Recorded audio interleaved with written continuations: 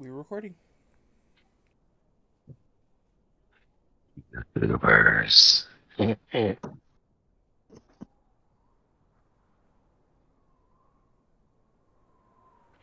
All right.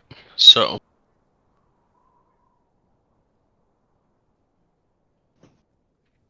this morning, with the rest of the night as quiet as one might hope, y'all woke up to the sun just barely starting to show above the spine of the mountains to the south. Around noon-ish or 11-ish. Um, y'all headed out with the intent to get to Bryn and thus nearing 10 p.m. Y'all were let through the southwest gate of Bryn. Asking for the closest inn, you were pointed to the Hooked Knucklehead, where after getting some squalid rooms for the night, Celestina and Claudette started working on a project that Celestina has been pouring her time into for a while now. And while the guys headed out to a tavern to get some food and drinks with the plan to bring some drinks back to the inn for the ladies. How nice and sweet of them. Nowhere decided to show the guys to a pretty rowdy tavern called Kelvin's Comfort, a dwarven bar with spirits shipped from the south of the spine through the Underdark. Nowhere and Helican and Arden were talked into quote unquote the hard stuff for 1 gold piece per pint, where they sat down, ordered some food, and drank a pint of Flamebeard's Fire Brandy Rot Gut from Mirabar. It knocked nowhere on his ass when he tried to get up an hour later. Seemed initially to not even affect the elf, Arden. And an hour later, as they tried again to leave, the tides had changed. Nowhere was perfectly fine, but Illican and Arden were swaying gently. 3 of them eventually made their way back to the inn with only 2 of the 10 pints missing any mead. Nowhere set the cups down on the counter inside the inn and went to head to his room. Arden following suit. Illican started to follow and got lost somewhere on the way, running into a wall, making a dull thud. After a couple more times trying to get into his room that was not there, Claudette noticed and Yeah, the came door out. wouldn't open. There was no door there. Claudette noticed and came out to lead him back to his room. All the while, they tried to start a song, at which point a couple of the guests sleeping in the common room yelled to shut up. And in response to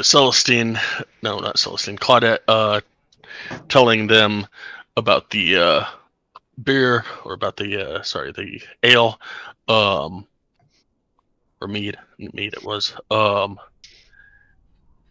One of them went and drank one of the cups of mead. After y'all got into bed, Claudette went around, gathered the 9 cups, one of which had recently been emptied by another guest, and 2 of which are half empty from Arden's fall, slammed one back herself, and brought them all to her room to set on the sill, eventually going to sleep herself about an hour later. And that brings us to today. So, first off, Illican, roll me a d10.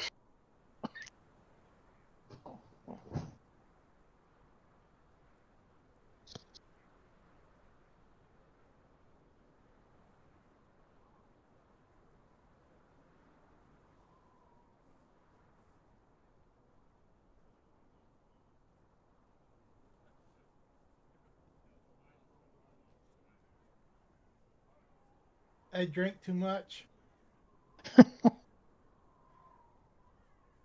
And then also go ahead and give me your 2d6s for normal.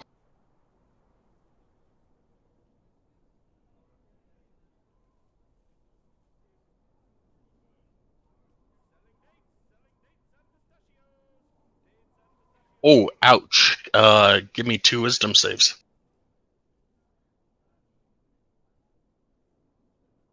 Ouch. 3 nat ones. Dude. I'm never using that roll generator on the left hand side of the map again. All three of those and me natural ones, not one different. No, just natural ones altogether.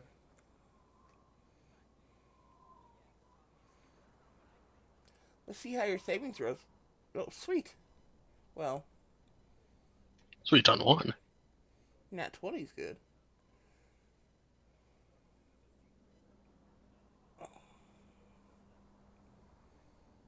Oh, I need to make roll 2, don't I? No, I don't think so.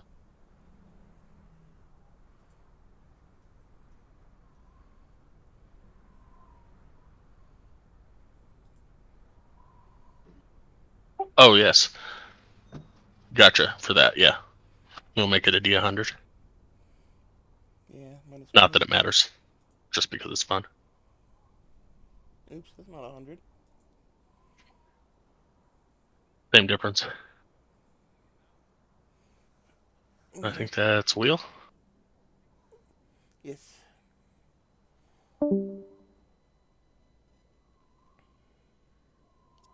Um, Aren't Kenny, Illiken, uh, roll me a D8.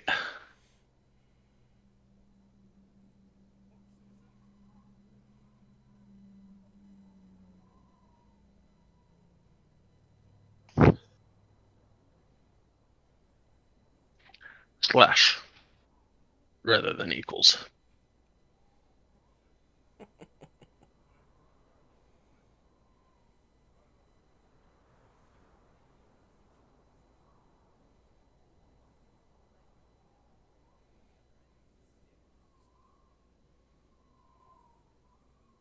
Darling, it doesn't matter what you roll today. You're rolling ones.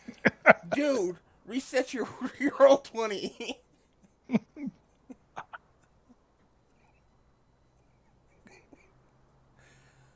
Wow.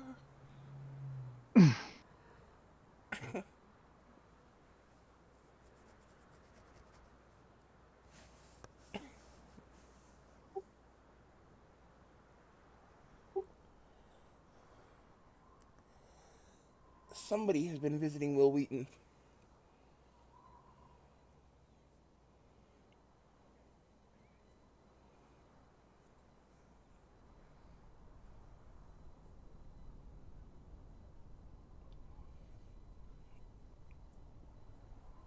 Roll 20 heard that comment and they were like, "Oh, you think it was the left side of the screen that was doing it? No, no, no, no, no. What we're gonna do is we're gonna prove that you will use that again because we're gonna give you another one."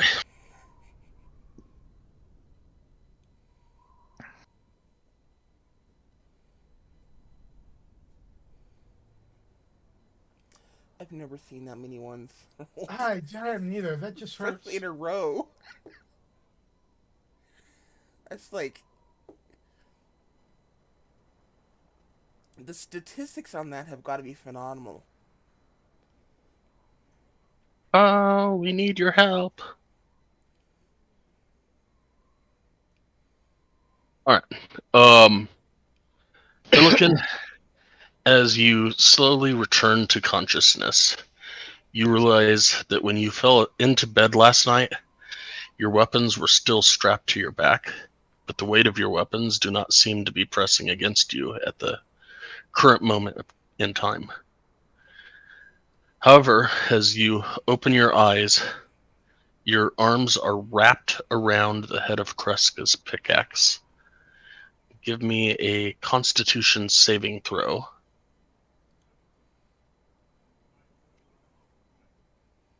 Well, -1 from the D10, so you actually rolled good on that one.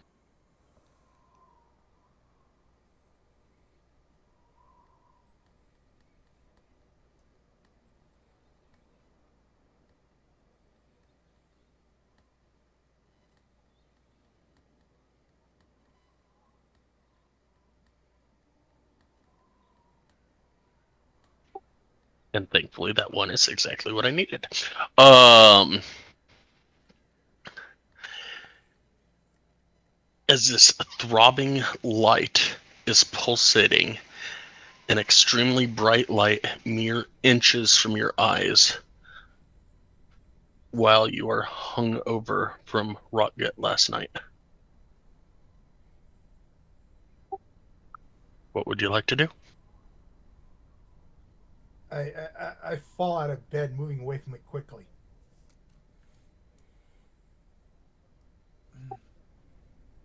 They hear move.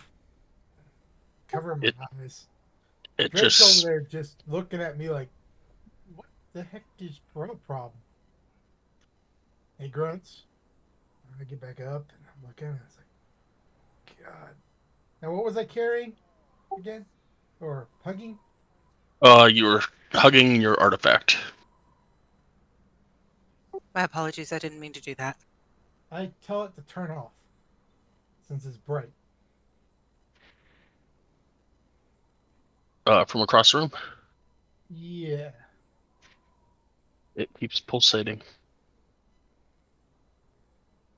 That's not right. I move forward and pick it up. Try to hide it so that the light doesn't give me a headache like it is. It's still pulsating like really bright. Fills the room and then it goes back to dark, and then fills the room and then it goes back to. You all hear me, bitch. Shut off! Damn it, it's bright. Shut off.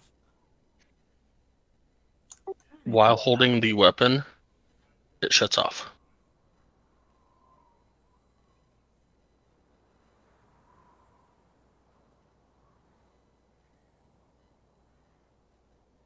I'm looking at it weirdly. Like, you shouldn't be turning on. You shouldn't be glowing.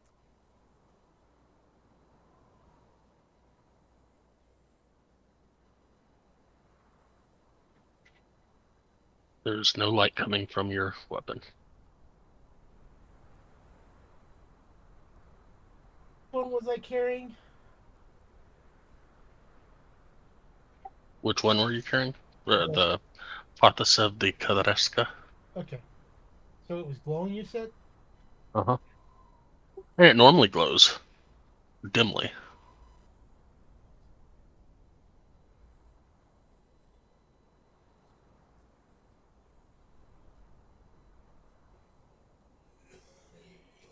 I look for my other weapons. Shut up.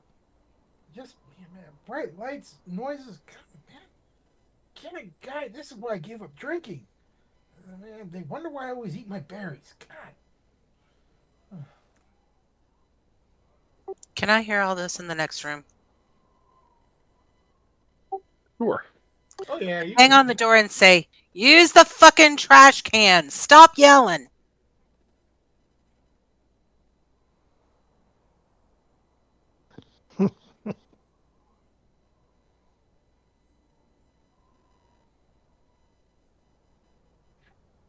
As everyone else wakes up, Nowhere and Arden roll me a DC 16 con save.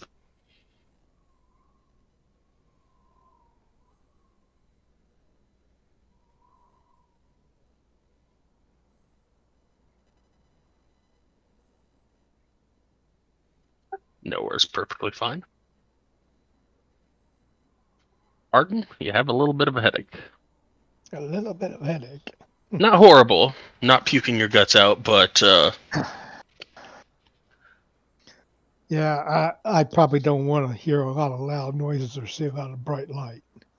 I'm going to pick up the ales off the dresser and take them to Nowhere in Arden's rooms and go, here's a bit of the snake that bit you. I will take a healthy swig. thankfully this is just mead, not the rock gut. So Yes.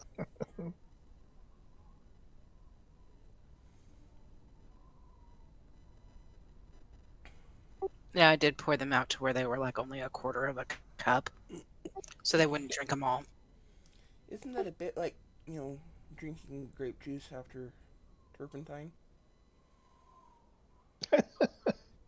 I don't know, but I've always heard that a little bit of the snake that bit you, whether it's alcohol, wine, or beer, will help with the hangover.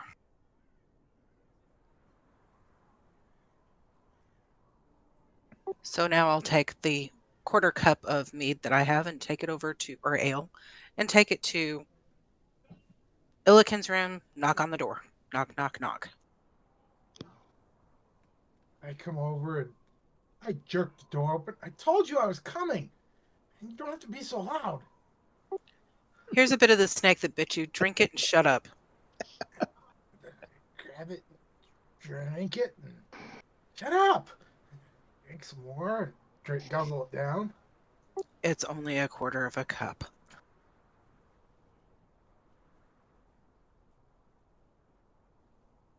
And I'm not making any noise. I turn around, go over to Celestine's room and go, Illiken's saying that we're making a lot of noise.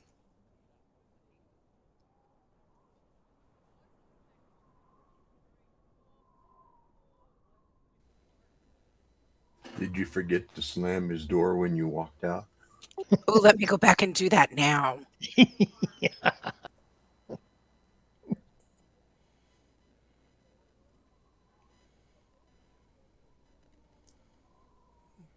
I'll open the door and be like, who's the one making a lot of noise?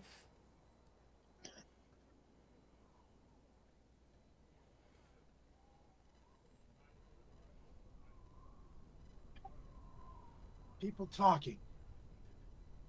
It's quiet now. People were talking.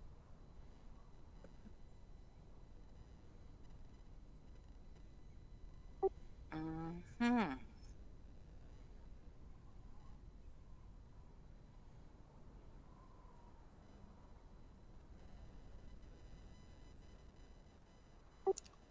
Well, I'm going to look over at Nowhere and go, so should we go and check on your people? I am so tempted to Thunderwave right now. Just because he doesn't like noise. Yeah. That should make his head explode.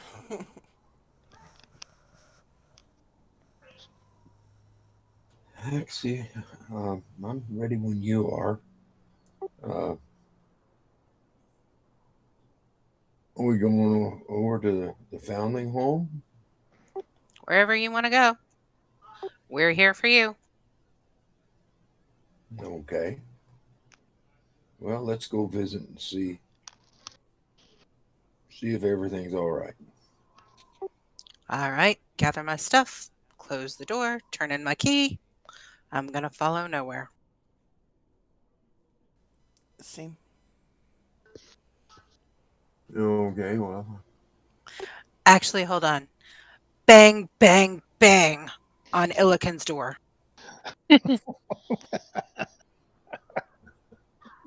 Not knock, knock, knock. Bang, bang, bang.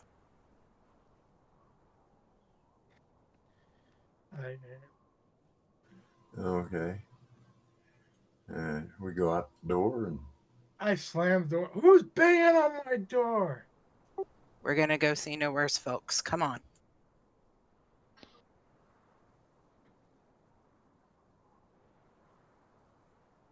And if you don't come willingly, I'm going to make you go sit in the kitchen where they're doing dishes and clanking pots and pans. We staying here for a few days? Nope. Gather your stuff. Okay. And I gather my stuff. I make sure it's all still there as best I can. Yeah, especially since the rogue is the one that put you to bed last night. She's a good rogue most of the time. And she bangs doors. Only when you're complaining.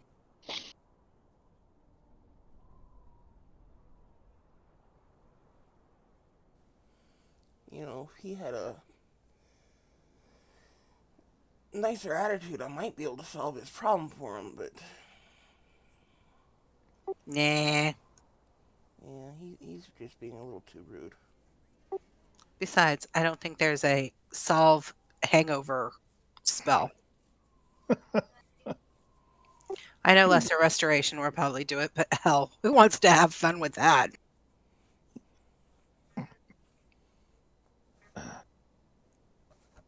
I'm gonna get up, get my gear, and join them.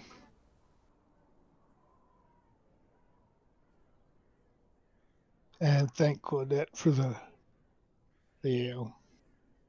Oh, you're welcome. I threw the rest of it out.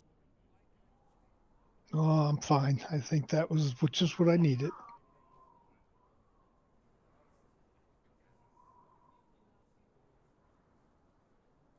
Now, Illigan, on the other hand, Yeah. Well, we're gonna make him come with us. I get all the gear and all the meat and bring it with me.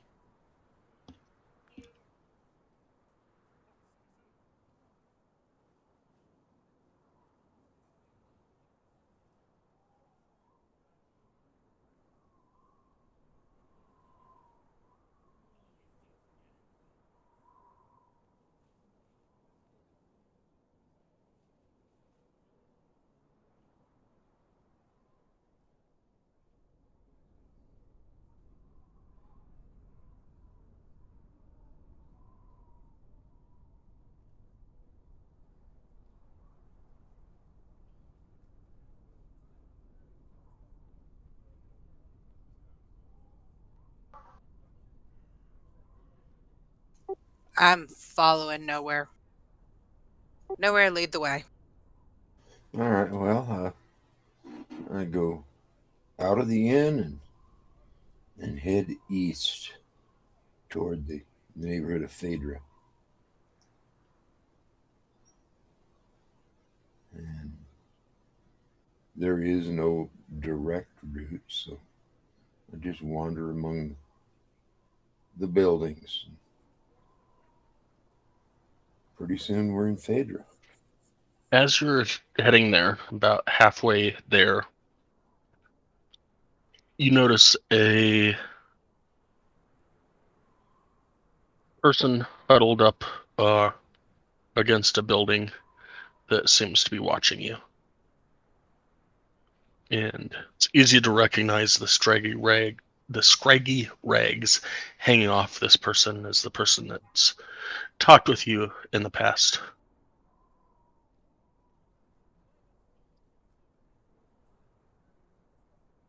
Illican is walking behind nowhere because they're leading, and he keeps jerking to his left, jerking to his right, looking for something.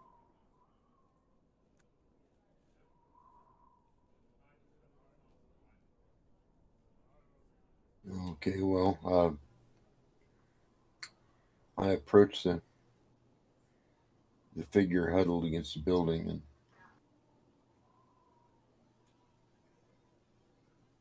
and say, "Are you all right?"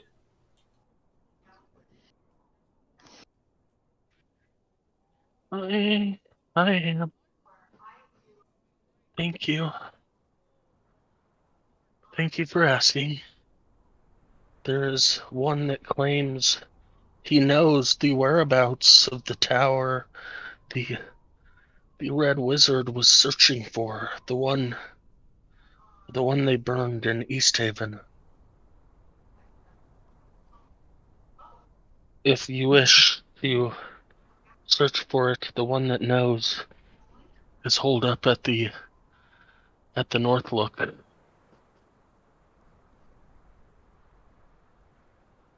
Does he have a name?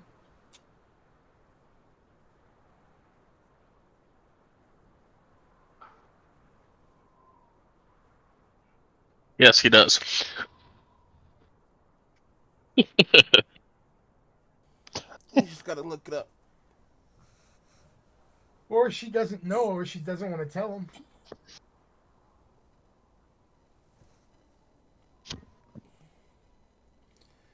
He goes by Mervyn. Mervyn. Look at Well, the Martian. we'll look him up today.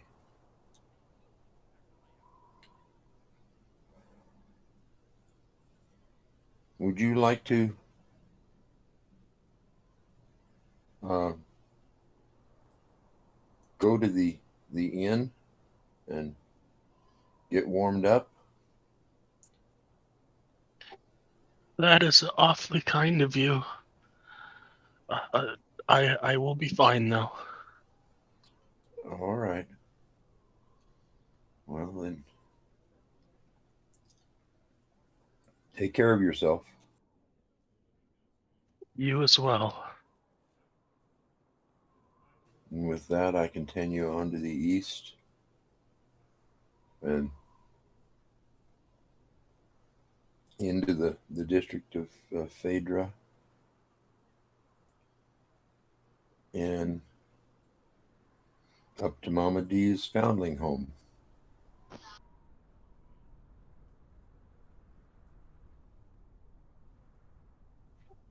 As you walk in, the receptionist, Sarah, that you had met previously, will greet you. Hello, how's everything going?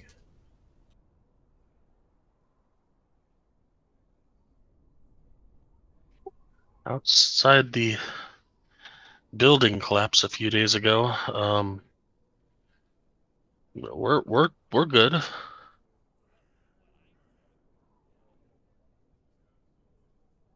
Okay. Does is Mama D available to visit for a minute?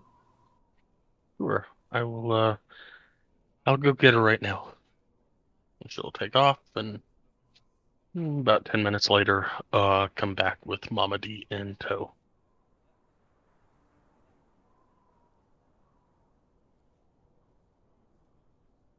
Hello, Mama D. How's everything? We're doing as well as we can as usual. The hypnotic ascension was destroyed a few days ago, and um,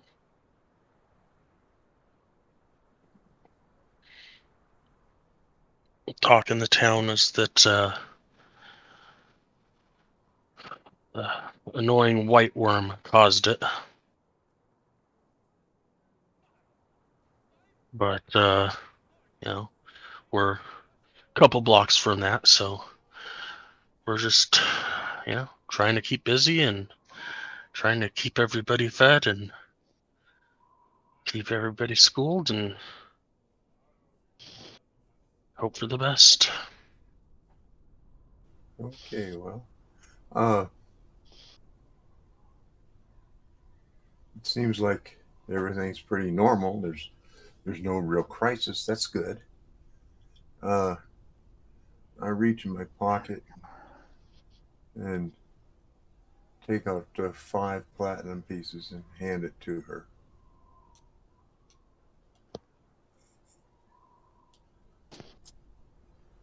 Oh And dearie, you are so generous. Thank you. well, uh, I've always tried to give when I have it to give. So put this into your coffers and use it as you see fit. Who knows? I'll be back another time. Maybe I can have some more.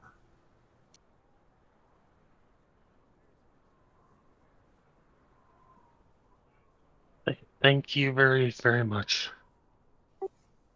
I'll look at Celestine and say, did they say that a building collapsed? I thought I just heard that. That's what I was going to ask about. I didn't Is know if that, I was imagining it. Celestine, is that normal around here? Buildings collapsing? I don't know. I'm not from here. Nowhere. Well, uh, this is an old neighborhood, and uh, it's seen better days.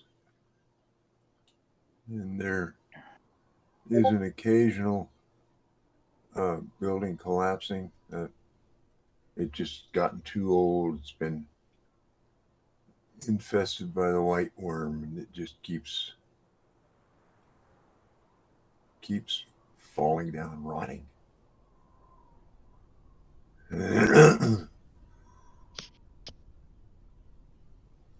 But it doesn't happen very often, and fortunately, it's not happened to Mama D's place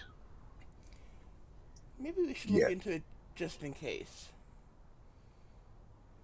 I agree with Celestine. Maybe we should look into this. I walk over to the girl that he was talking to before, and I ask, "Did was there a cause for the house to or the building to fall? And was anybody hurt?"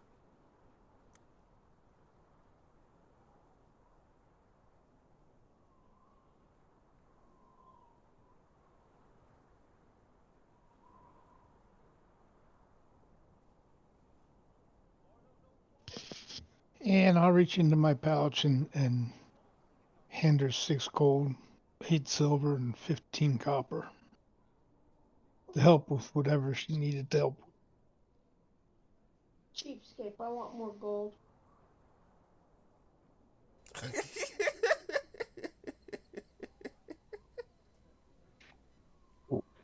What was that? Is that one of your nephews? I believe that was my mom. Ah, But I didn't hear what she said, so. She said, cheapskate, I want more gold.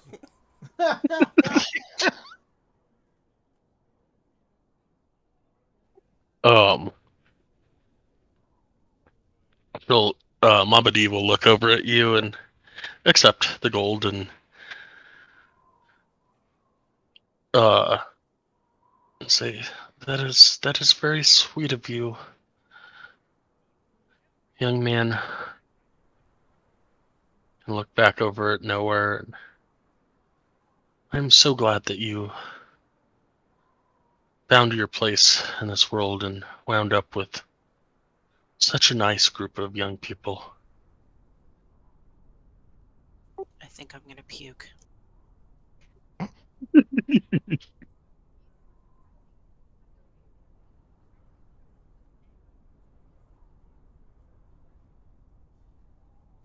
All right, Illiken, what were you saying?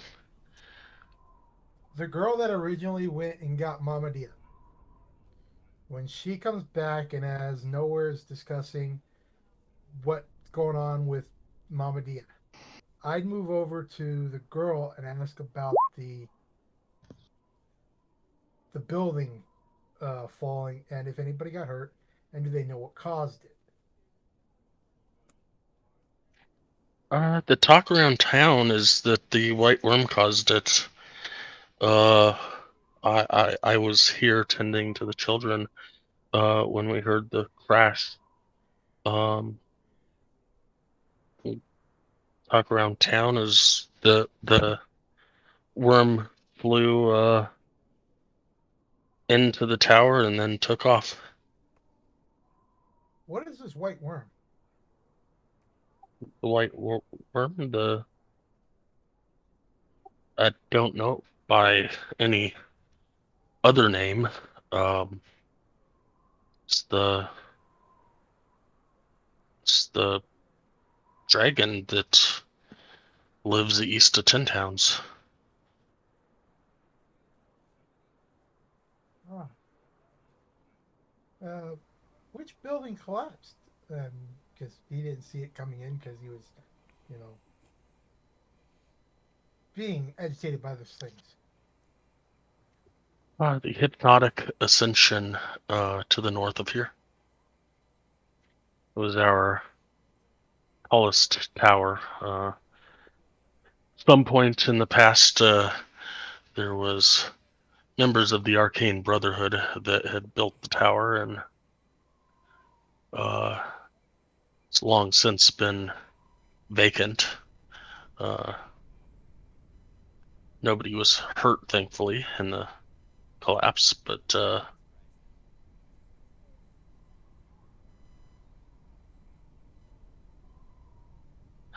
um,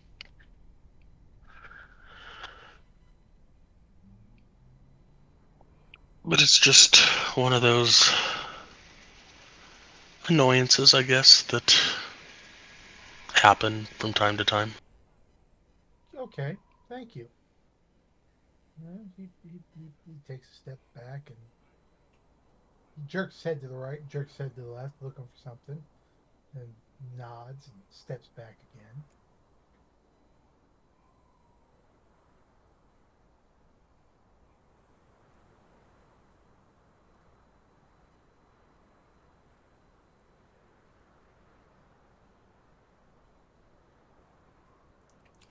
When we've Like the stepped Rock away, doing his little eye movement. what's that? Think of the Rock. You know how he does that head jerk and the eye movement. That's what he's doing there. Okay. When we stepped away, um, out of earshot of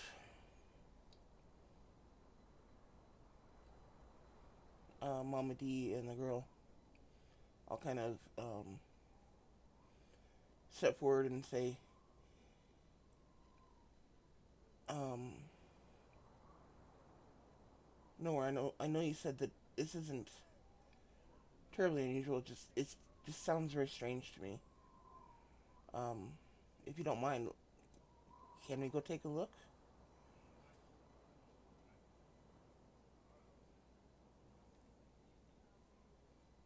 I don't see why not. It's bound to be gawkers there anyway.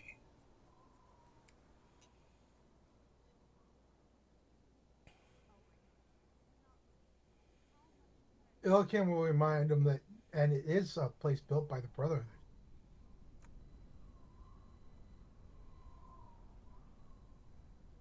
I'm sorry, what was that? Didn't we have an altercation with the Brotherhood? I don't think so. Oh, okay, I thought we did.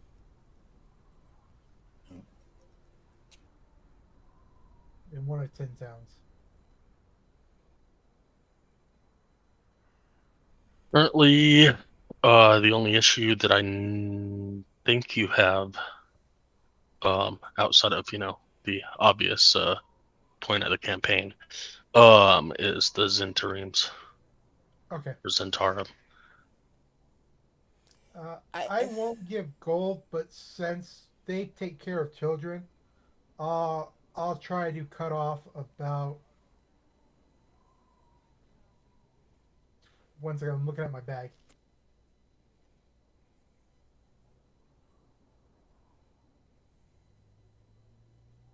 Like tear off.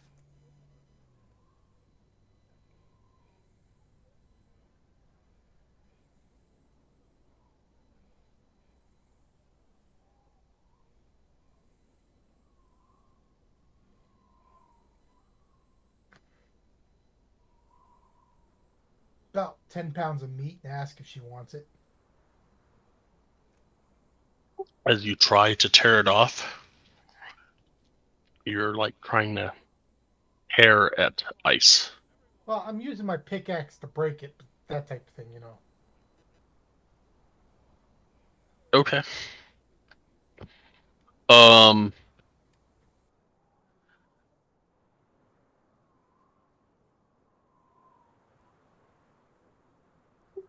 Um.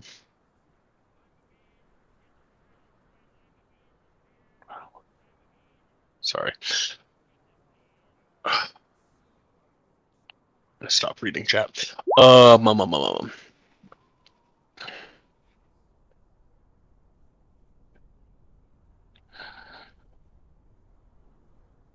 She will thank you. You can do it. She will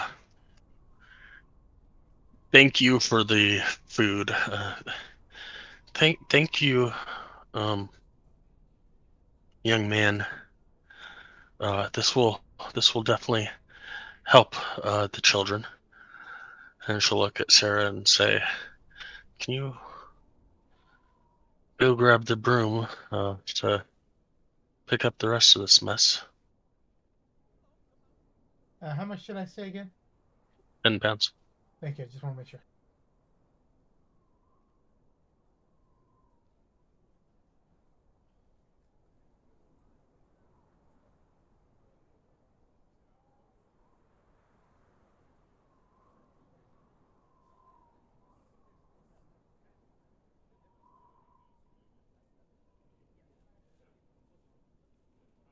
Well, Mama D, I know you're busy, so I won't keep you. Uh, my friends here want to go and look at the collapsed tower, so we'll head on now. Uh, you have a good day. You as well, son. And she'll go to move in to embrace you. Such a pleasure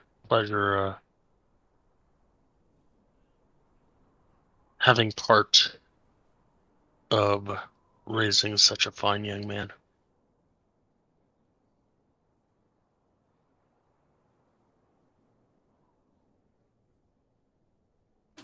Thank you, Mama D. I do what I can.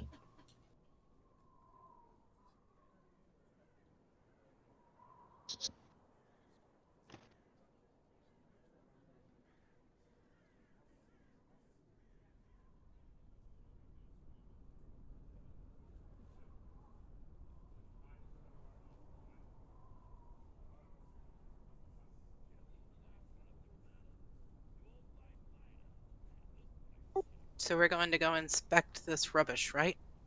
Or rabble? I Alright. follow to the tower. Let's go inspect the rabble. And for those that didn't hear the conversation between me and the other girl, I tell them what she stated.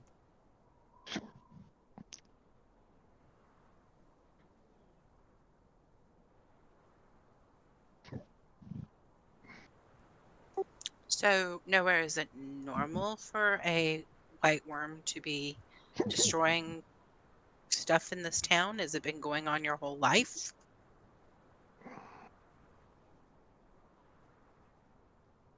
Well,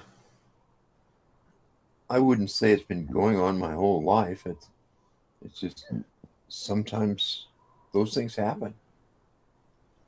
I mean, I don't think the white worm particularly intended to destroy the building. It's just that the force of it taking off after having perched on the building was too much. The old building just gave away.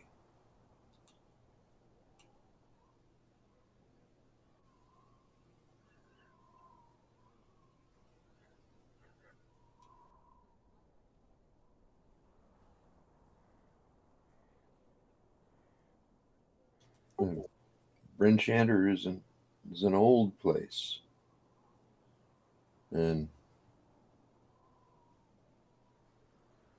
after a time, buildings just collapse.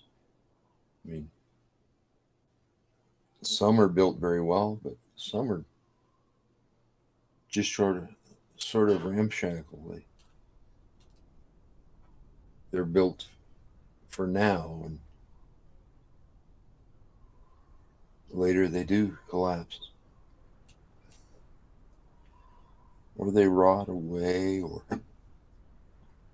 something happens that they get damaged, and then they're never quite right again. So it's just the normal change that happens to buildings.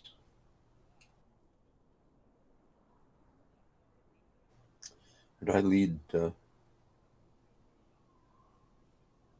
group off, uh, out the door from Mama D's, and then up a little ways north to where the tower is or was,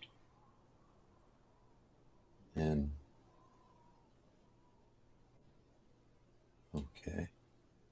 And that when we get up there and get close to it, you can see there's a crowd gathered. And, not too many people, maybe 20 or 30, but they're all looking and talking and pointing. And sure enough, there's just a pile of broken timber and broken wood. Not terribly spectacular. So, Sky, is there any sign of like fire damage? Give me a perception check. I'll help her with that. Or try to, anyways.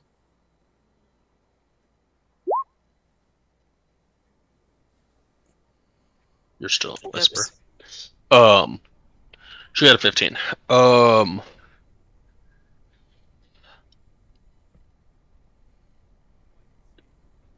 There's no fire damage.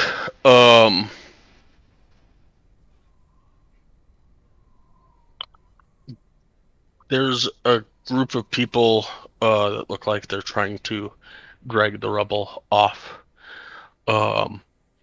away from the site. But it looks like probably at this point, probably about a 15 or 20 foot tall tower still stands where once was probably much larger.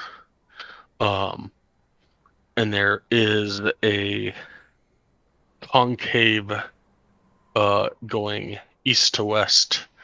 There's a concaved area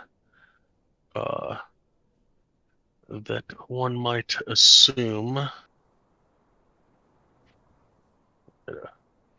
I do better with visuals.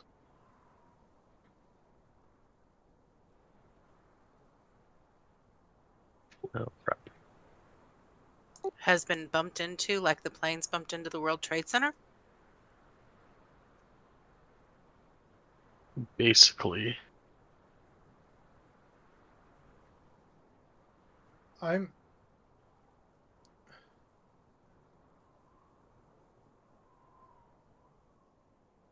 You see Elkin twitching back and forth as if he's listening to conversations around it, or trying to.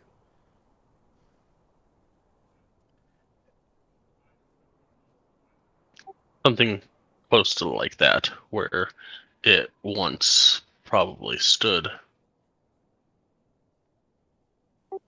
Okie dokie. Like that. But all that's left going east to west, you were looking at it on the east side or the west side, it would look something like that.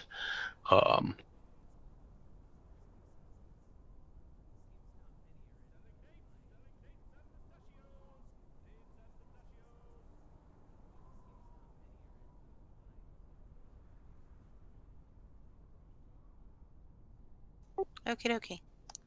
I guess not much CDC here, but we might want to try to get rid of it for them eventually in the future if it's even possible. Looking over at Celestine for affirmation.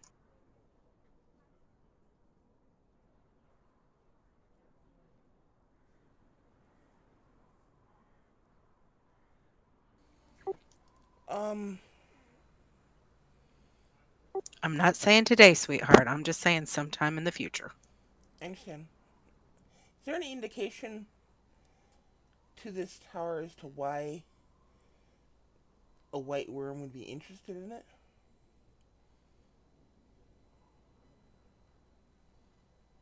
It was a tall place to perch. Yeah, but if you look at the concaveness, it looks like it went right through.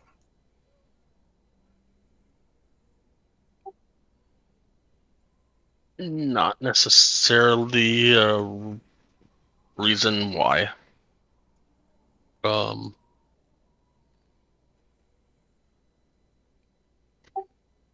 And I guess give me a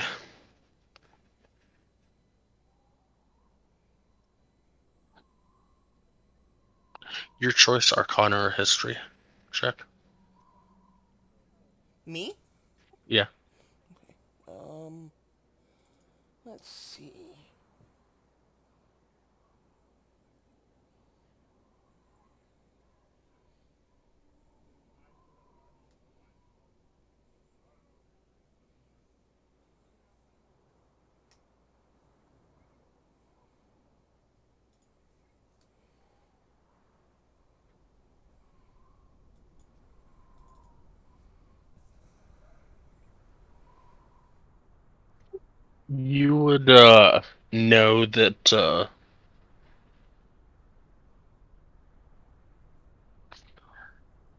You would know that white dragons typically aren't,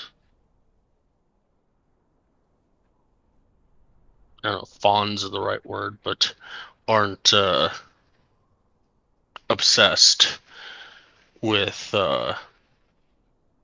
anything arcane, or they might have a horde, but they're not trying to gather arcane stuff. And based on the conversation with Mama D and Sarah,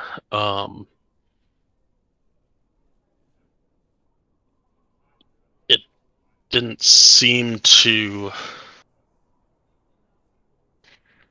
It wasn't like it came down and was searching for something and then left. It was just kind of a one moment the tower was up and the next moment the tower is down.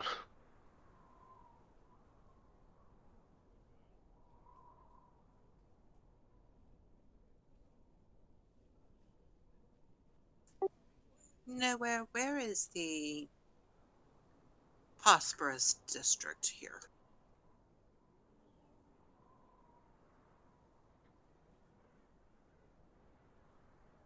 Place where we could go look for fine clothes and fine weaponry and fine materials.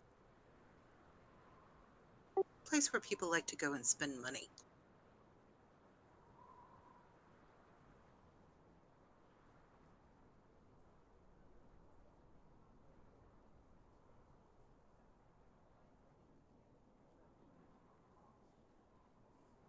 Well, I don't know that there is a district that is particularly prosperous, but uh, if you want to spend money, there are several places to do that.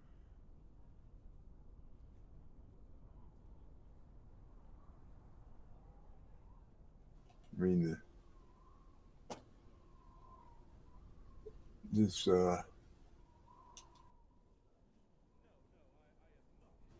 Black Iron Blades, uh, it's mostly mostly blacksmith and foundry, but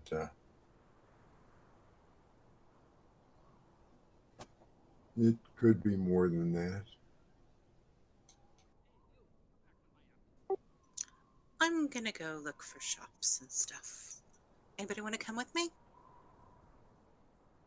Well, maybe, but before you go, did you bring those 10 mugs with you? No, I threw them out. Oh, the empty mugs. Yes, I have them. Here, give you Okay, all 10 mugs. all right. I just thought since we're getting pretty close up here, I'd just go on over to the tavern and return the empty mugs. If Illican goes with you, don't let him drink. Yeah, well. I have my berry. I like my berry. Uh, okay, so uh, I would think that if you go on up to the center of town where the smithy is, they'd be able to point you in the right direction to I'll head find that way. the prosperous shops. Anybody want to come with me? I'd like to go with you, but it'll be a second. I'll go with you. Leather and scraps and fine tailored clothes and like boots and stuff people pay money for.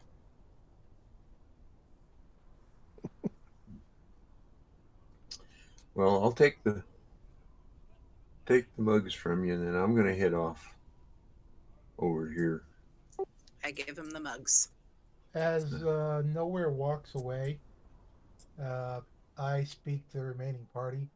Yeah, I heard some conversations going on that you know that the the worm hasn't been seen in this way in many years, and they wonder what could have brought her this way.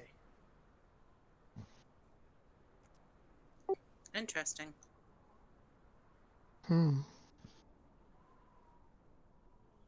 Might be something we need to keep an ear to the ground about. I can check and see if I have any contacts in the area. And they also say that the the worm must have been blind as a bat to run into the tower. But I think she might have got something to meet somewhere. Because if it was anything like that rock get I had last night, well, I can understand it. Yeah, no more rock gut for you, dude. I got my berry. I'll stick with my berry. I gave up drinking for that reason. Okay. So, I'm going into town. Does anybody want to come with me? I'll come. Yeah. I'm right there with you. So, we're going to be going down into the town, and I want to know what type of shops there are.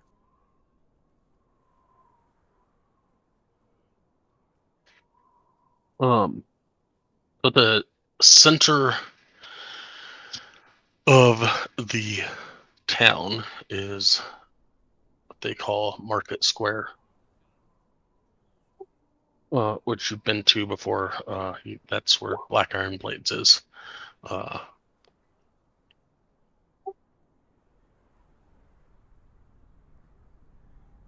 um, and the Arcane Emporium, which is clear over by the almost on the way to the East Gateway over here. Black Iron Blades is here. I think those are the only two that you've actually frequented thus far here in Brunchander. But there's a number of shops in this area here. And there's stands and stuff out in the square, but they're never attended to because it ranges between -40 and -84 degrees. So nobody wants to peddle their wares at like a flea market style thing. Okay, so as we get towards the center of town, what seems to be the most occupied shop?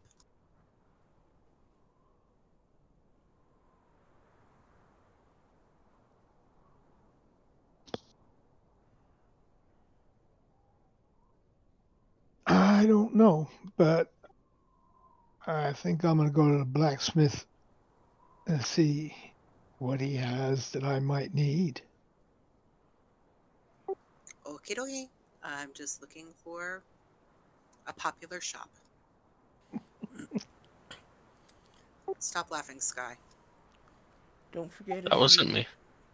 Don't forget if you go to the Black Iron Blades, we should be receiving a 10% discount.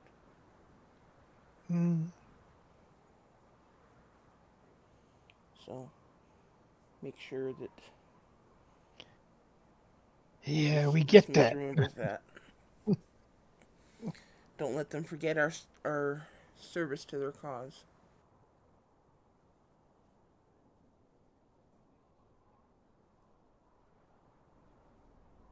Not a lot of people like out and like shopping to shop kind of stuff because it's a small and it's a big town in comparison to this area, but compared to the city that you came from, Claudette, this is an extremely small town. Um, I think it's an extremely big town compared to where I come from. yes, definitely. Um, there's more inhabitants in the Phaedra neighborhood than you had growing up, Illiken. Um,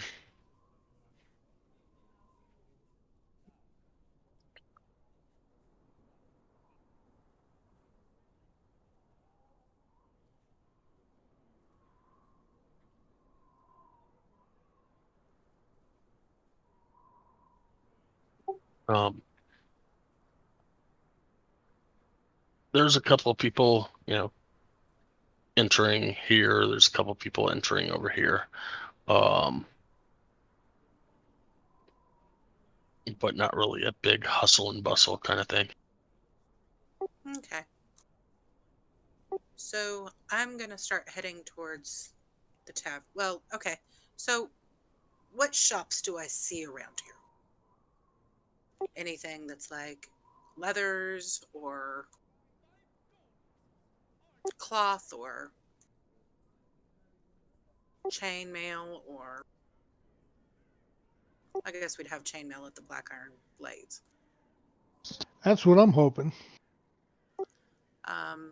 A quiver store, a weaponry.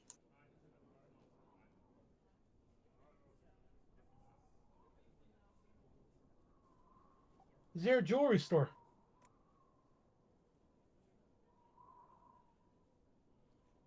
He's thinking I'm throwing too much at him. I'm sorry.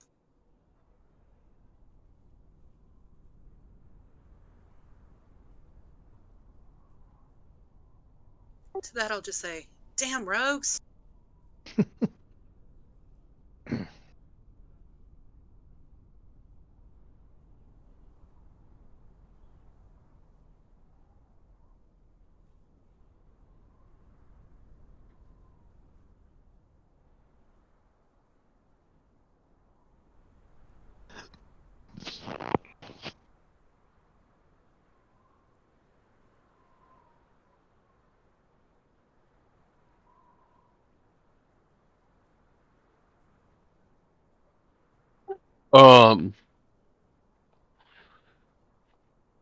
Illiken, you can find a jewelry shop right there, and you'll have to wait till next week to figure out what the name is, because I'll come up with one by then. Here for it. I just want it's at this present moment. I don't need to. I don't need it. It was more of a because you said you're coming up with a jewelry book, so I don't Yep. need it yet. Yep.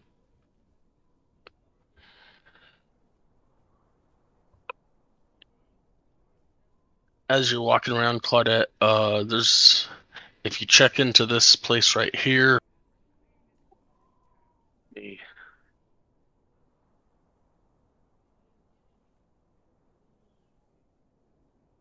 do love your map, boss.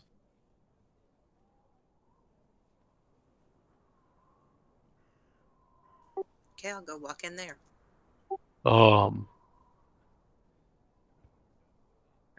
they have fishing rods, Yeti skin coats with scrimshaw buttons, mithril Hey, fish hooks, axe heads, and daggers crafted by the dwarves of Kelvin's Cairn, and more.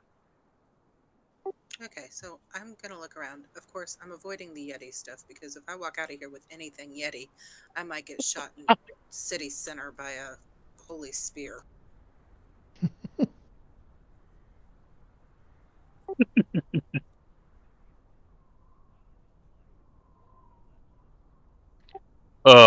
Arden, as you walk into Black Iron Blades, what are you looking for? Chainmail shirt.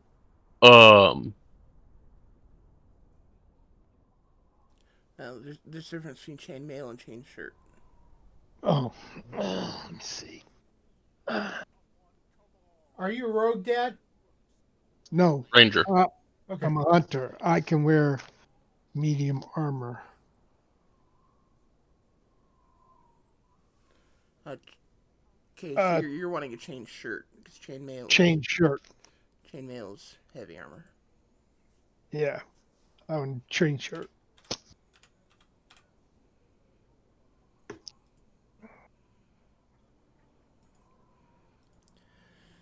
Are you wearing studded leather right now? Yes.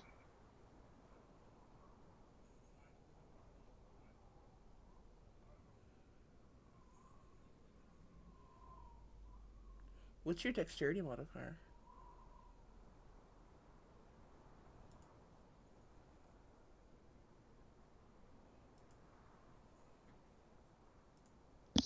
Four.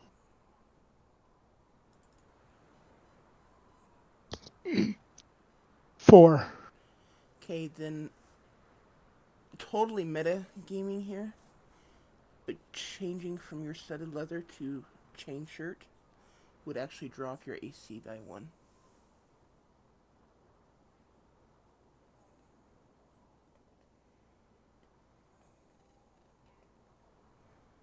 You have to go up to scale mail at least just to maintain the same AC that you currently have.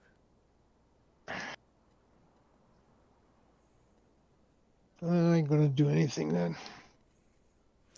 Sorry.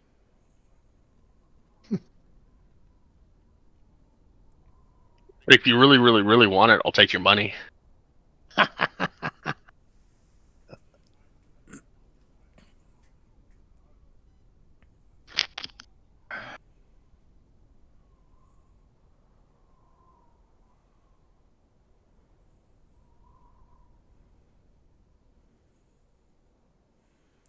Yeah, at this point. I- Sorry, go ahead.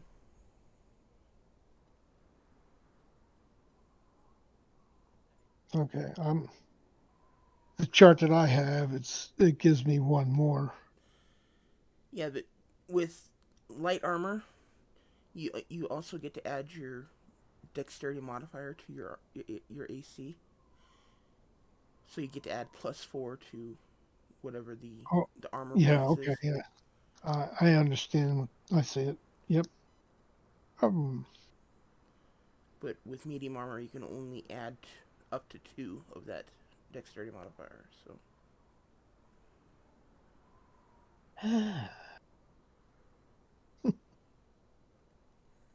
I go in with Arden and I look at their weapons for offhand just to see if anything catches my eye.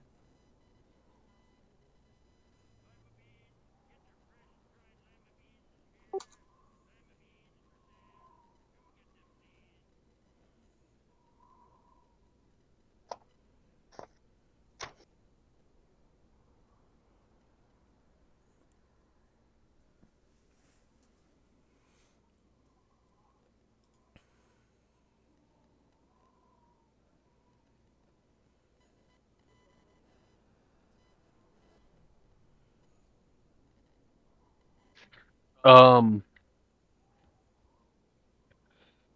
Weapons wise, they have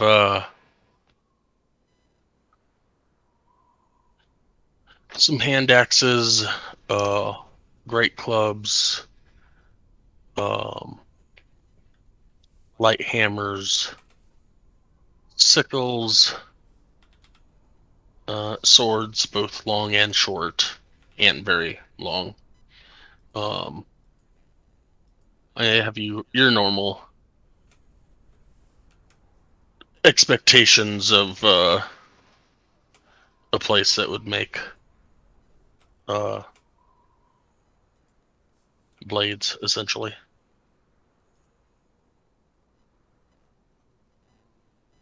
Basically, what they don't have is it's easier to list what they don't have.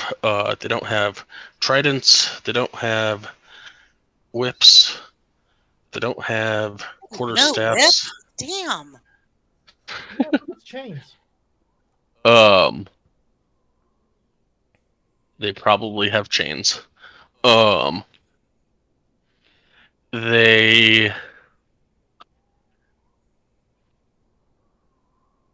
don't have regular clubs, quarterstaffs, and they don't do bows Well, I look through and I or don't see crossbows. anything that really piques my interest, weapon or armor wise, that I know of.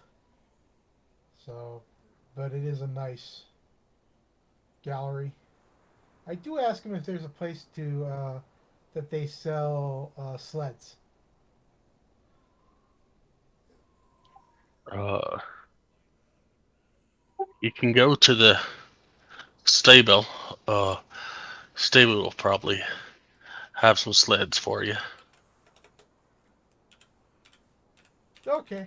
And I walk outside while I wait for everybody. I keep twitching and looking around.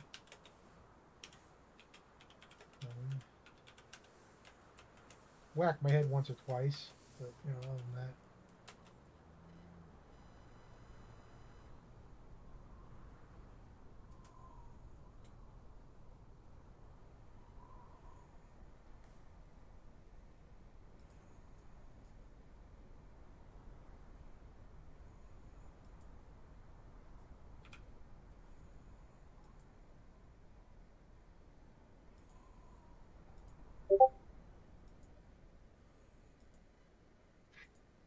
Anything else that you were looking for, Arden? No, that was it. All right. Um,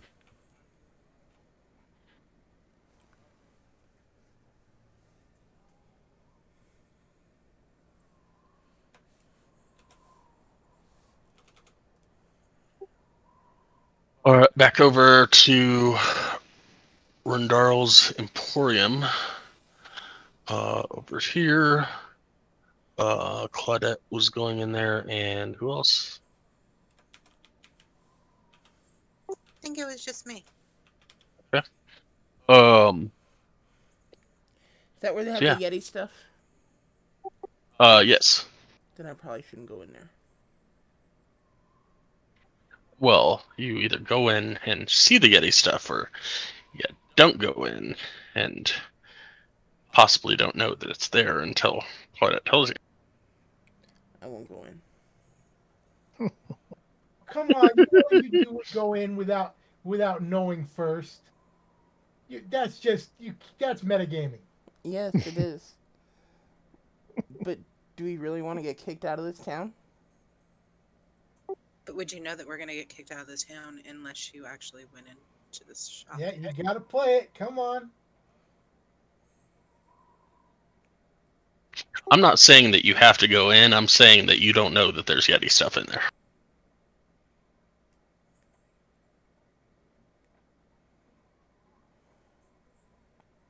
I just know what my character's reaction would be if I went in there. That's all.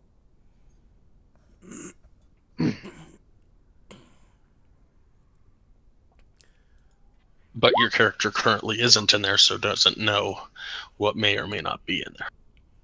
I understand. I am totally metagaming right now, and I realize that.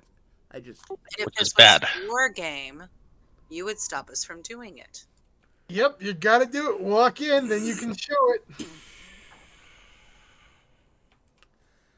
Okay, I will be with Claudette. I will go into the room with her. Or into the store with her. Okay.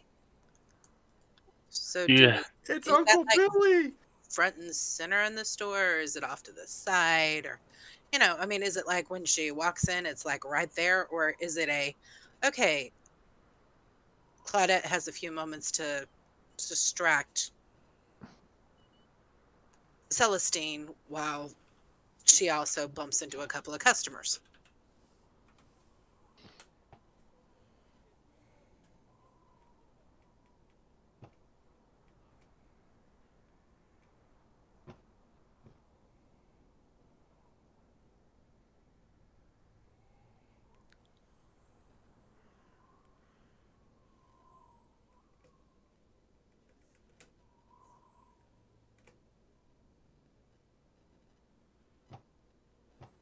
Um, All right, so as y'all walk in, you see a half elf behind the counter, and there's there's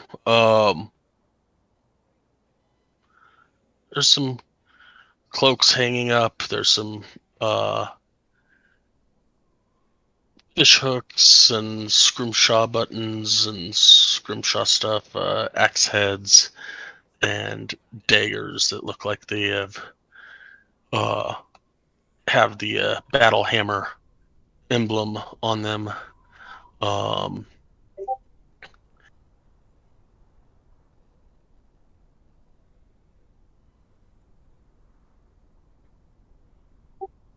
and off on the left-hand corner, there are some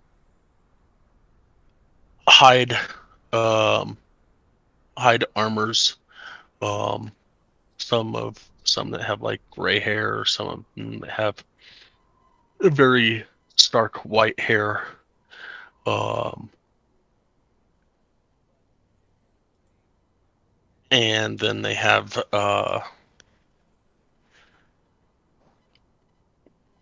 jutting off of another wall. They've got some tusks of various sizes from different types of animals.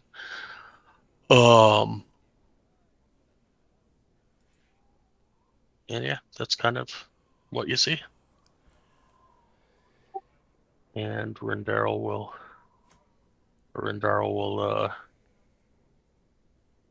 welcome you and ask if there's anything specific that he can lead you to look at.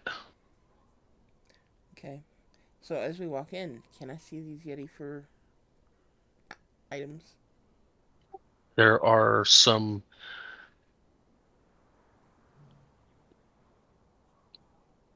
white coats on the left side that you could see that have a very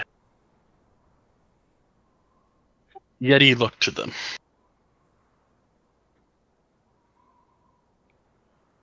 Okay, I will make a beeline for them. And I want to inspect them carefully to make sure they're actually Yeti and not just some faux Yeti fur. Give me an investigation at I'm following advantage. close with her because she looks like she's on a mission. Yes, I am very much on a mission.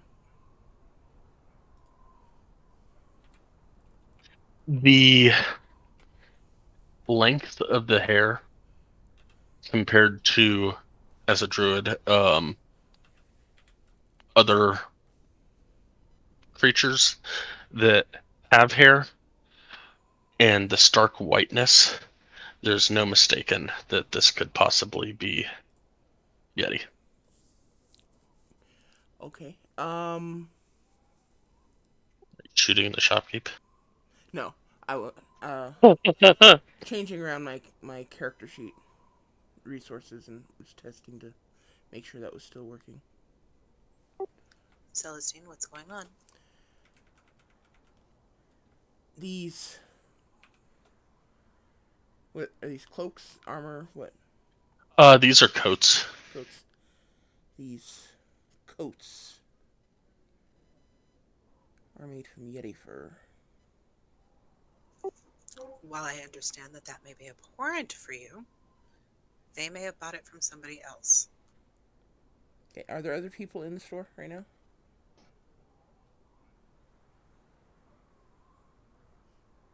This guy said a couple of people walked in before I did. There are 8 people in the store. Oh shit. Okay, I'm going to walk over to person behind the counter. I think you said Rindaro. I'm gonna Yep. slam the butt of my spear down on the counter and say, "Where did you get those?" Pointing at the coats. Had those for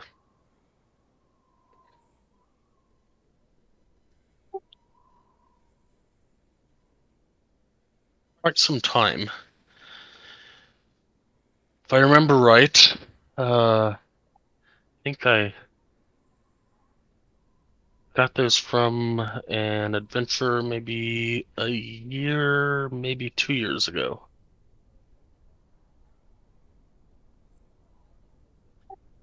Not many with the. They're warm. They're definitely warm. They definitely keep the warmth in and the cold out.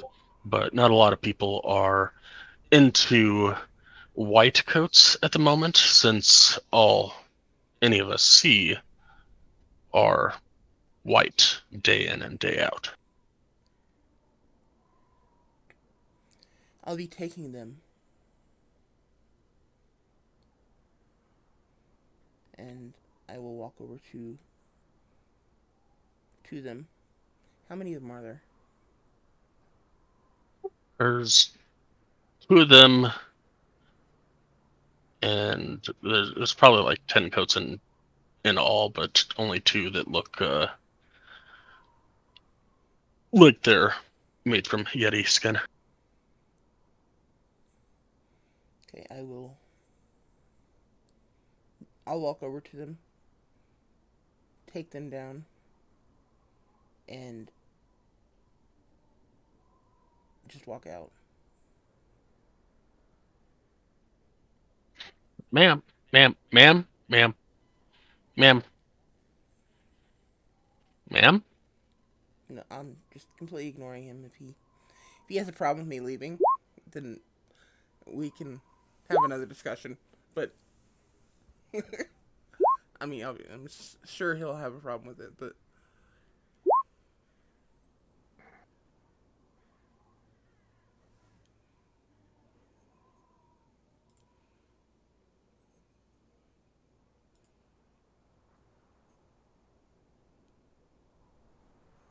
Um,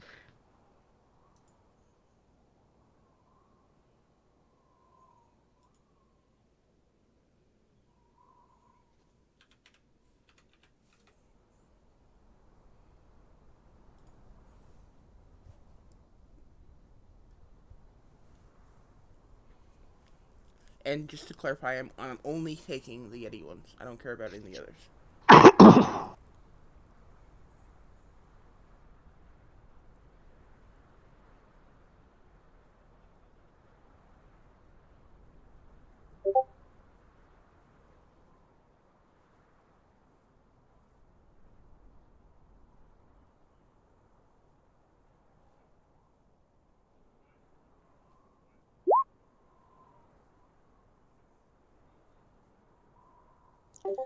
I'm in shock and awe.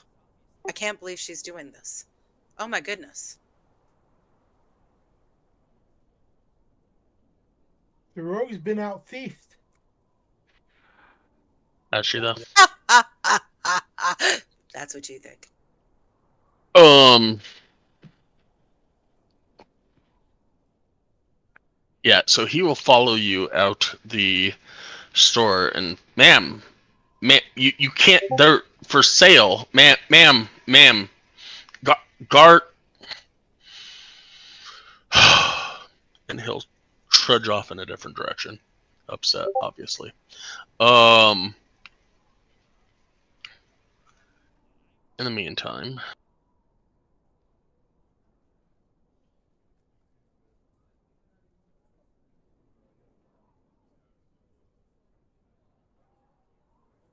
What's Nowhere up to?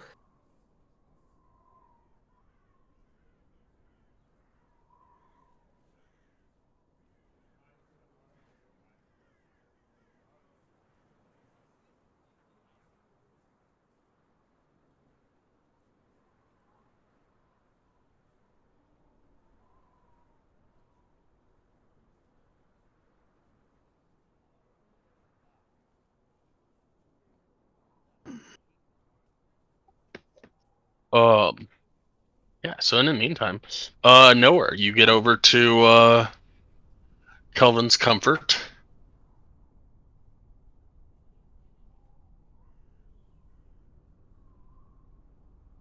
Okay, I walk in and hand the cups in at the bar.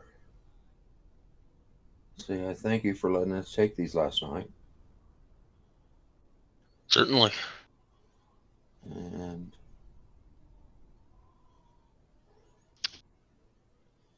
I'm going to sit and have one for the road. Of course you are. Well, I have to do business with the man. Are you looking for another that of the hard stuff? No, I think it'll just be mead today. Fair enough. I can't promise I'll That'll be. be Sorry, go ahead.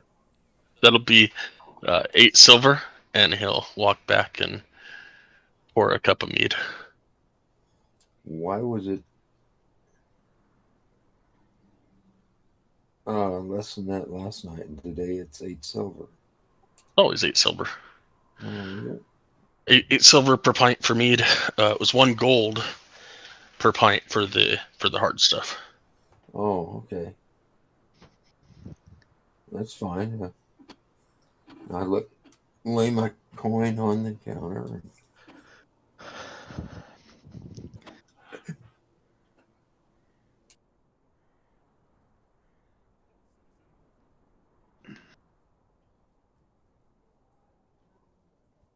And he will gladly take it and thank you. And then he will start to gather the cups, 4 cups, bring them back to the back, come back out, grab another 4 cups, bring them back to the back, and then grab the last 2. Okay, I'll go sit down against the wall and drink my mead and enjoy the morning drink.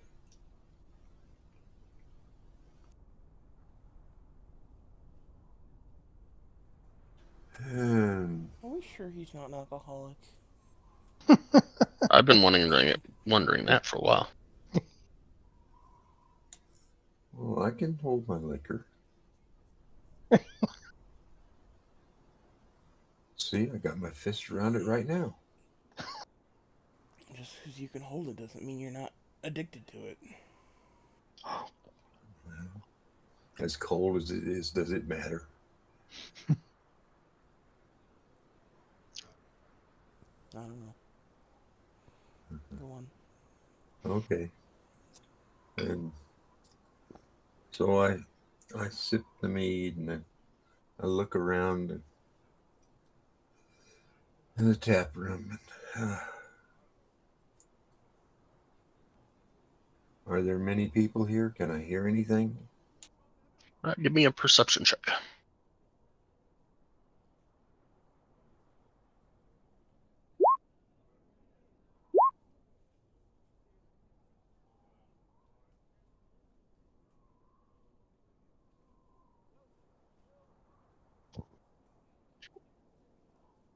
Only 3 people in the tavern at the moment.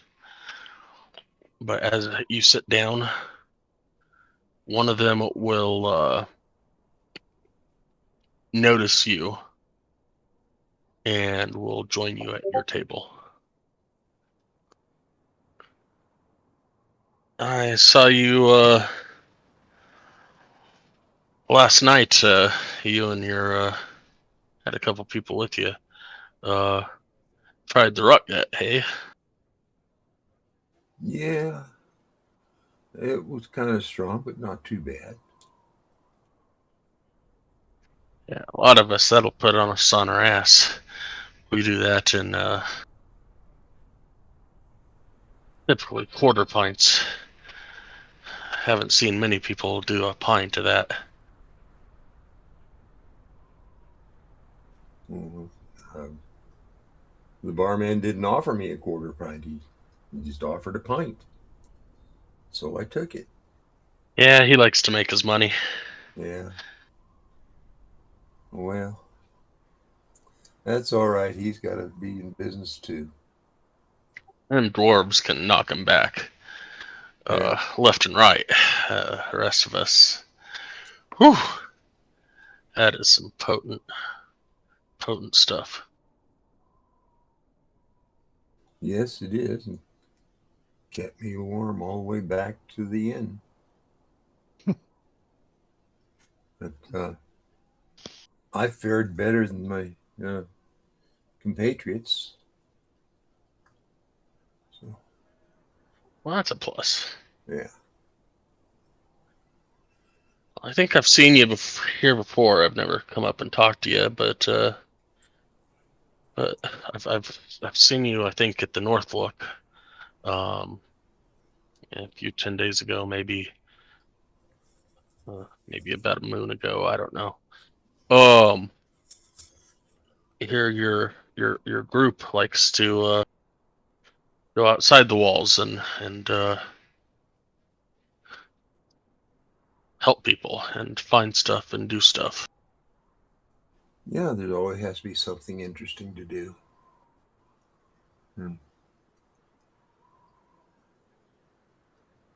Well, there's this old black cabin. It's been around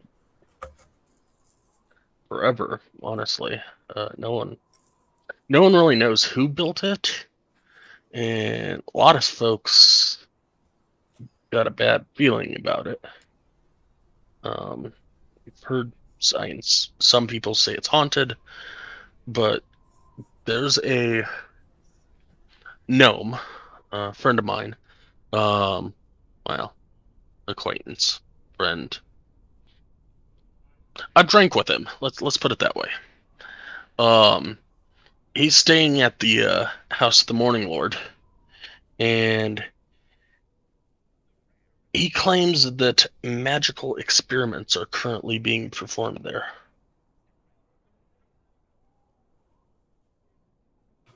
Do you know what kind of magic? I don't. I never really. I mean, you get a gnome drunk, and the gnome talks, and he says stuff, and I'm not really I'm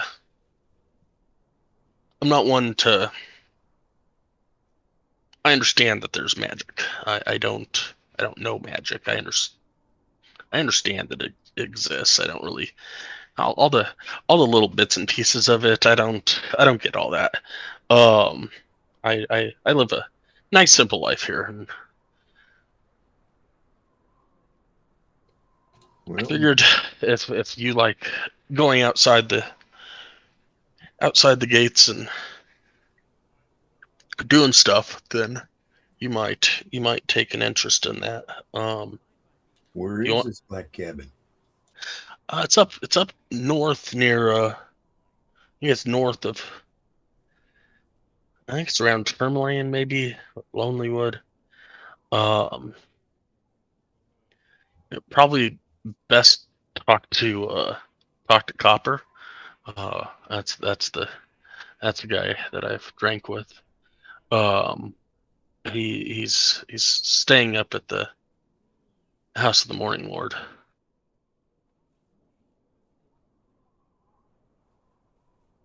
Well, I guess I'm not familiar with all the places because the only You would know this place. yeah the only inn that I know on the north side of town is the one by Northgate. You would know of the House of the Morning Lord. It's a temple. Growing up here, you would know.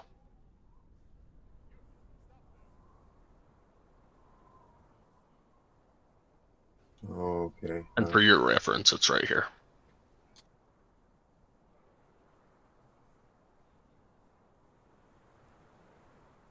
I didn't see where you were pointing. Just right up there, huh? Okay, well, I'll have to check that out. And what'd you say his name was? Name's Copper. Oh, okay. Well, thank you, friend. I'll mention this to our group and see if they're interested. Definitely. All right. Well, it's been nice chatting with you. I'm gonna get back to work, and he will kind of subtly turn his pint cup to the bar and then walk out the door after getting all bundled up in his winter clothing.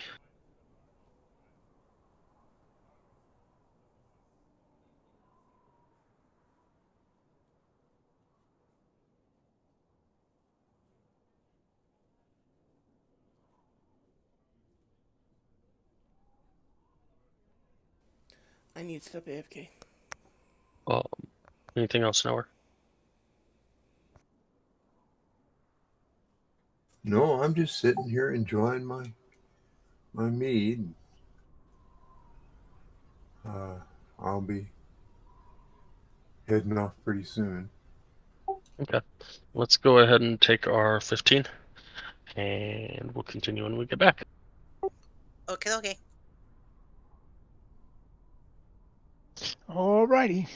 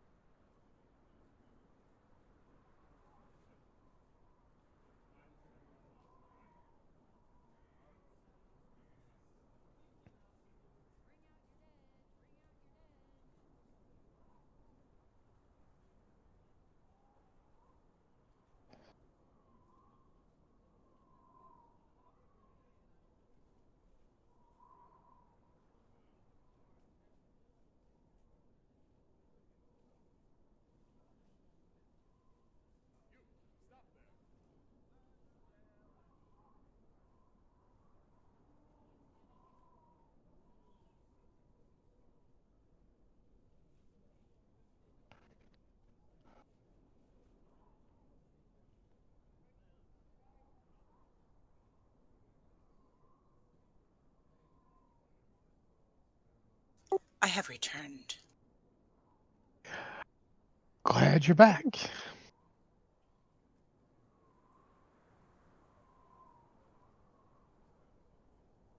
We'll see for how long.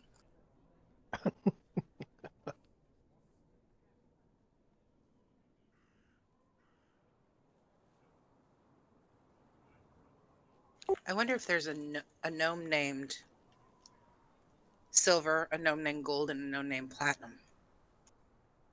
Those could be his brothers and sisters. It is a possibility.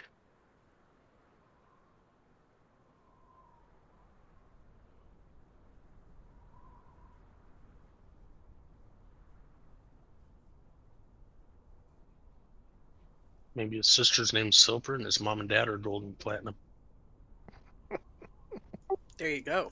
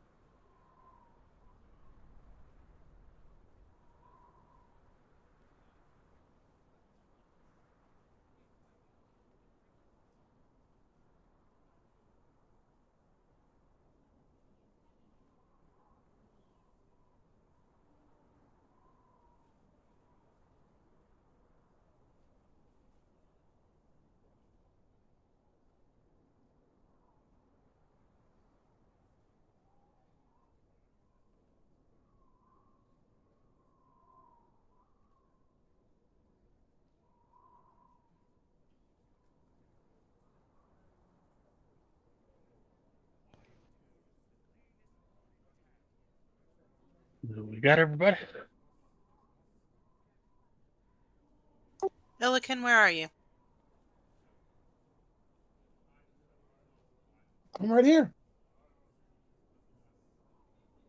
I'm here.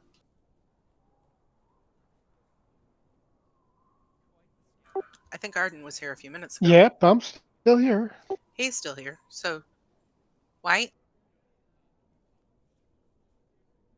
Celestine. Celestine. I'm here. Sorry if I'm late. Oh, we were just having fun.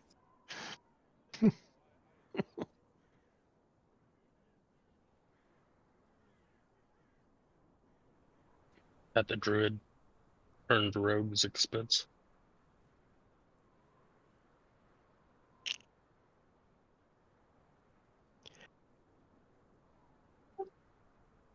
All right, so Nowhere is currently still at Kelvin's Comfort drinking. Going back to the Rindle's Emporium. Rindal kind of starts stepping out, starting to follow Celestine, and takes off in a different direction and mutters, "Damn winter." Guards were closer. Starts to head back towards the east gate. Okay, so before he gets too far, can I shout out the door, "Shopkeep! Shopkeep, excuse me!" What? I am so sorry. My lady, she gets in a rush. She's a perfectionist. She loves her art. And I'm so sorry, but she makes me pay for everything. I've got the money for the coats. How much does she owe? I'm so sorry. She got so excited. She's doing a production. She's got a play. She's going to be doing. Oh my god! And it's going to be. She has to have real yeti fur for some reason. And when she saw it, she just, oh my gosh, she must have lost her mind. I'm so sorry, but I've got the money. I can pay for it. I'm her valet. Can you guys hear me? Yep. Can you hear us?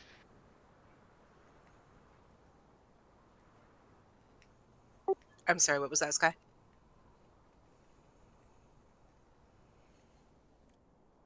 I understand that we heard. White asked if we could hear him. Okay, did you guys say anything before that? Apparently I had my volume turned Yeah. all the way down. Gotcha. Basically, So I'm sitting after the shop owner talking about how you've got a play production and you need real yeti fur, and I've got the money. I'm your valet. And I did it in an accent, and I sounded truly genuine. You an Did you know? actress. What are you saying? That was professional there. Give me a performance check and a persuasion check.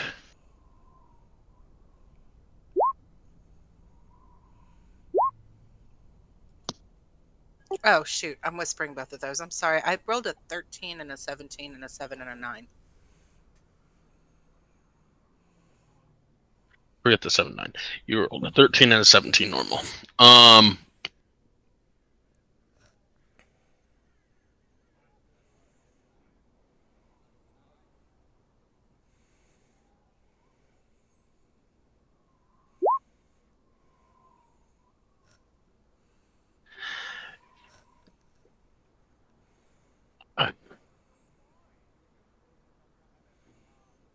He looks at you, looks back towards her, looks back towards the east gate, looks back at you and says,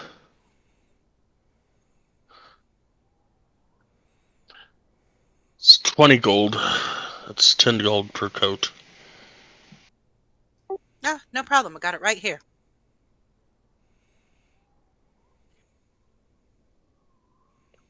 Take out Thank you. 20 gold and hand it to him. Ask him how much are the fish hooks.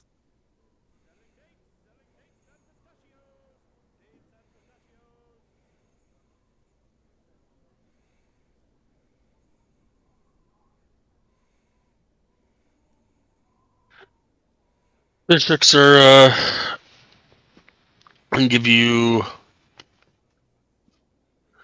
normal fish hooks. I can give you 5 of them for 2 gold, or if you want to go with the mithril fish hooks that tangle less, break less, each one is single gold. Well, there's 5 in my party. I'll take 5 of them, please. 5 of the regular. Oh, no, the mithril. I'll give you 5 gold. Here it is, right here. He will walk with you back into the shop and take the mithril fish hooks off the wall and give them to you. Again, thank you so much. Here's your 5 gold. Again, I am so sorry. She gets so emotional about her pieces, and she had to have Yetis. Again, I'm sorry. I was trying to catch up. She ran so fast.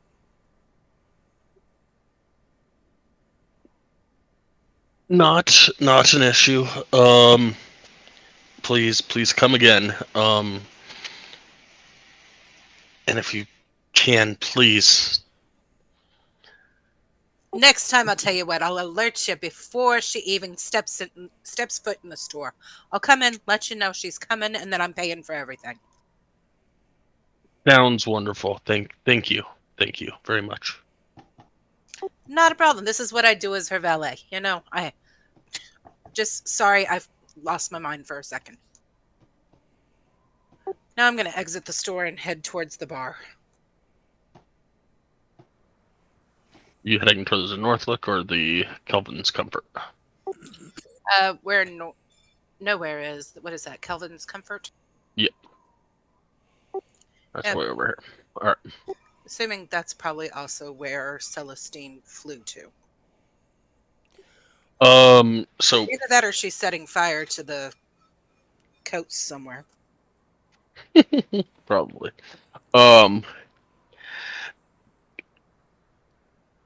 At the moment, I think the only people in your party that know how to get to the Kelvin's Comfort are Nowhere, who grew up here, and the 2 that he brought here last night.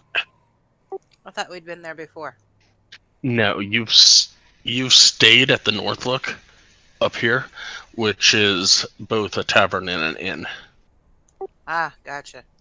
So I guess I'm going to have to collect Nowhere and Illican from the Black Iron Blades and, try to find Celestine, and then we can go find Nowhere.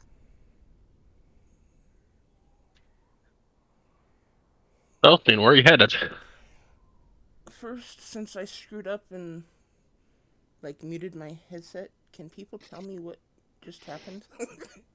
I caught the half the ass end of it, and I'm really curious how it started. All right. So right after break, you left. The shop owner was starting to chase you down, and then started to call out for the guards, and then realized that because of the stupid winter that there are no guards around, so started to head off to the east gate, which would be the closest to his shop, to find guards. And as he started walking off, Claudette miraculously performed pretending to be your valet, and told the shopkeep that you are an artist and needed to have real Yeti fur,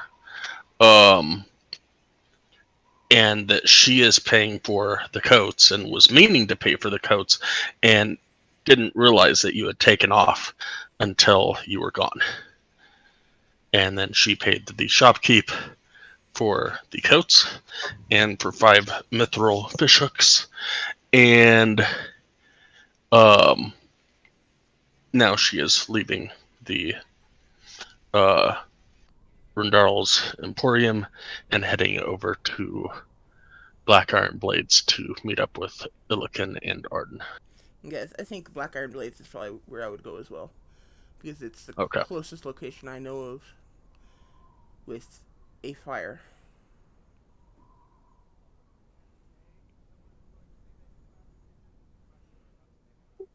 All right. So you get there.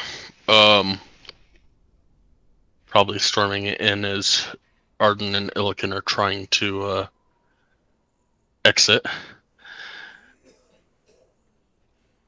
Okay, I will storm in, stop, look around, and make a beeline for the forge, and just push right past anyone who tries to stop me, and put the coats into the forge. Hi, ma'am. Not supposed. I understand y'all. You did us a favor, but can't be back here, ma'am. Ma'am, you can't be back here. I'll, That's not gonna do good for our weapons. it won't hurt your weapons. Just let it burn. Yeah, persuasion check at disadvantage because they're dwarves. And I'm totally bullshitting about. An elf. Yeah, I'm totally bullshitting about not hurting the weapons because I have no clue. I will use my ability to add a d6 to that because I can.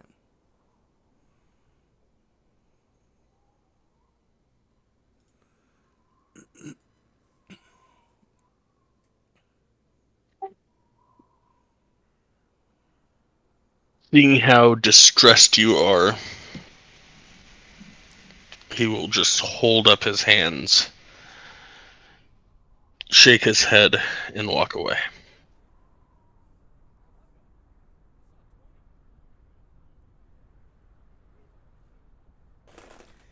And I will put the coats into the forge, destroying them.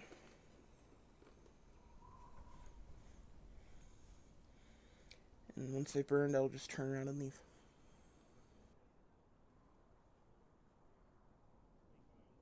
Actually, I will turn around, put a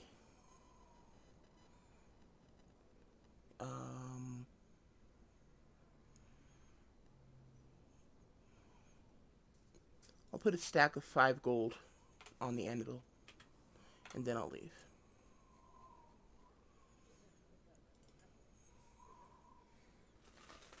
Walking out the door of the shop. Yes. All right. So as you do that, that's when Claudette gets to the shop. Oh, great. Found you. Okay. I think we need to go ahead and go meet up with Nowhere. What do you say? Where I'm looking at this, I'm looking at this that she just destroying coats and leather, and I'm like, wait a minute, wait a minute. We go through all that effort of having to stop every 50 minutes for you and your leather, and you're destroying the leather. Wait. Don't explain. We'll explain later. Let's go. Let's go. I will look at both of them and sit there and say, yes, you will. Yes, we'll explain. Let's go. We need to get to where Nowhere is. You guys lead the way. We got to go now. I look at Arden, and I'm saying you leave because I was kind of drunk coming home. I don't remember, and it was dark, and I can never see at night. So I will lead off and head toward the tavern. Arden, give me a straight intelligence roll.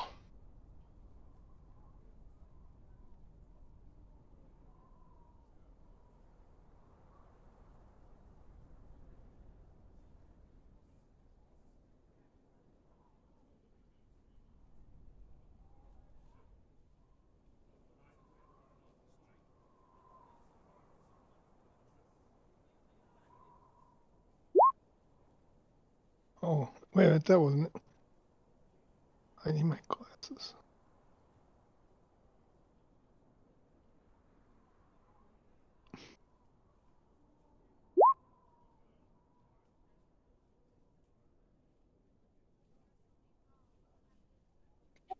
Yeah, not an issue.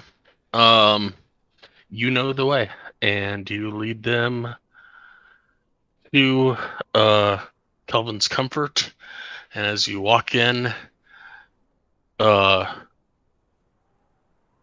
look off to the right, maybe, I don't know. Look off to the right, nestled in a chair at a table, is Nowhere sipping a pint glass, as you have commonly seen whenever Nowhere is in a town. And I really hope that's not what y'all got into last night. we'll go over to the table. Or I will. I'm still just asking, I'm like a little yapper on the side. You tell me about why you burning leather that we have to facilitate you getting. What doesn't make sense. I'm going to whisper in Illiken's ear because I know just saying this out loud will probably cause a scene. So I'm going to whisper in his ear and go, She they doesn't know. were, they were Yeti coats. I Shh, don't care be if it was quiet. Yeti coats. We went to his family, and there Sure. was 1 second.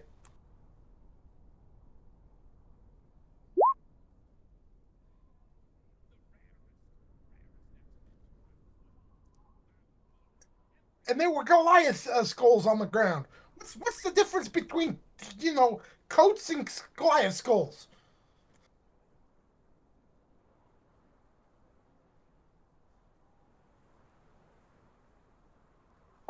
I'm just going to look at you. Like, okay, we didn't condone the Goliath skulls. We shouldn't condone Yeti leather. We need to support each other. Duh. And don't forget, Celestine is a female.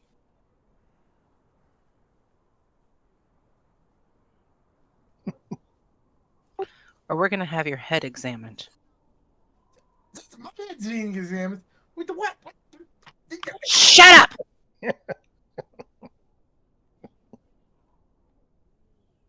Or I'm going to take the butt of the sword and knock it upside your head. Or, better yet, I'll get you some of what you had last night and force you to drink it. He shuts up. He does not want that alcohol no more. So now I'm going to whisper into Arden's ear and let him know that we had encountered some Yeti fur, and that is why she had to burn it. Please do not cause a scene. I hope you can be a little less dramatic than the freaking Goliath. I just was wondering what all the commotion was about. Now I understand. Hey. So, are we going to hang out in town for the night? Are we going to start doing something? Is there any pressing business we have? Nowhere. How's your day been?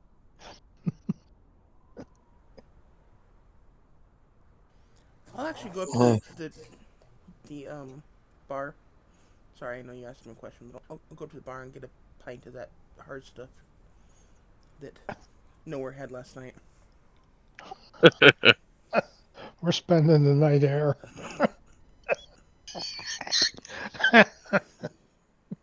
I'm just going to shake my head, but I think I might stay in this bar for the night. I ask if Nowhere was able to find the person, the Marvin. You don't know about Marvin,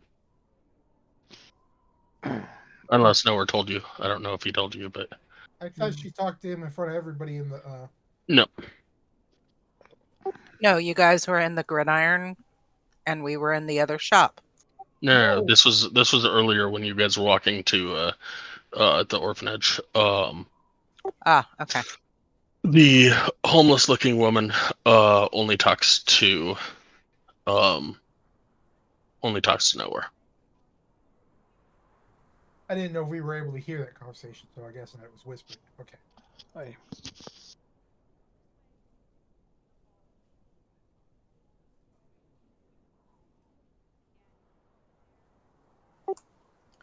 Yep. So, nowhere. Anything interesting on your plate today?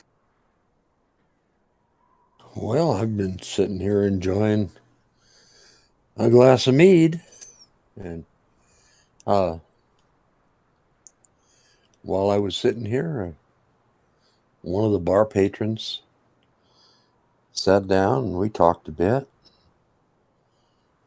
and he told me about something might be interesting, something to check out. He said that he had been told by a gnome friend of his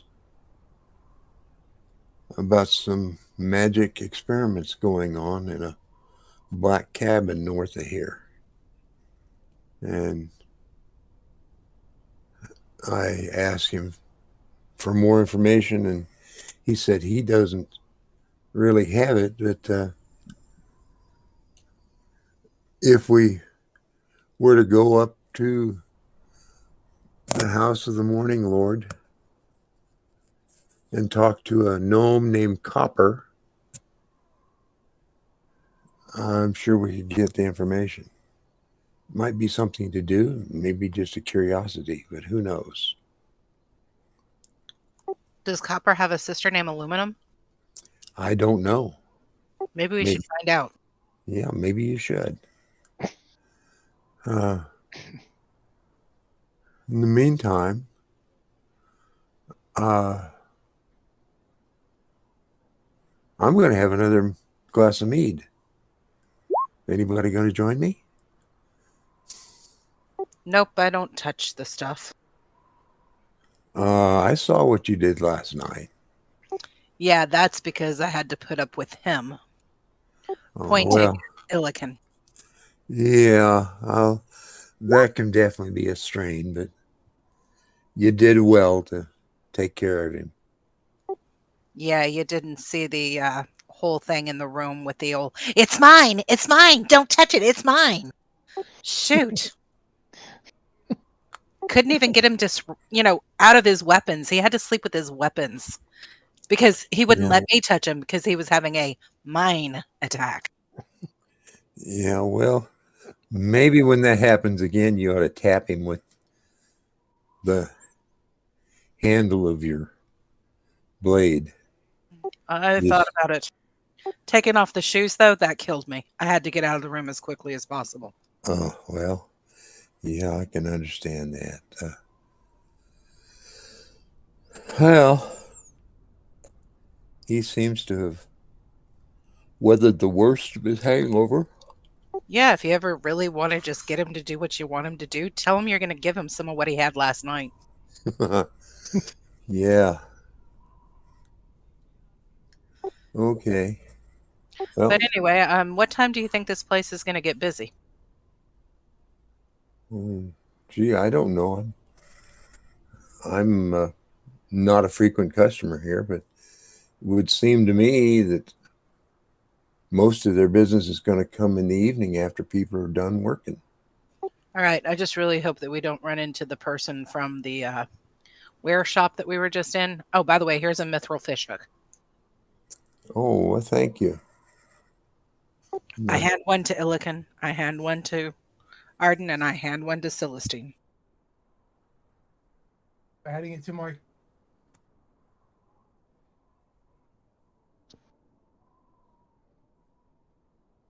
and I thank you. Supposedly, these don't get tangled as much as regular fishhooks. Thank you.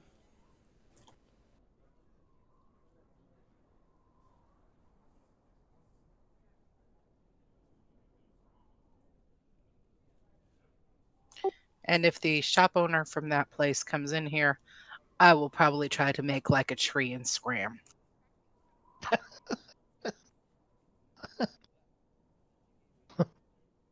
And take Celestine with me. Make like a tree and get the F out of here. That's right. Is that something we just put into our, or is there a thing for it? There's not a thing for it. You can put it into your inventory. It's 0 pounds. Like 0.0000001 pound. I don't know.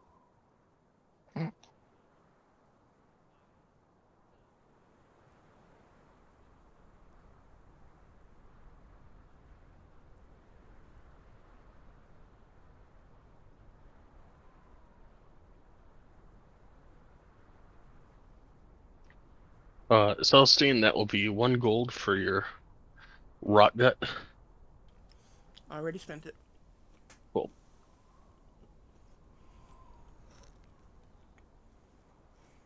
Give me a drinking it at the bar or drinking it back at the table.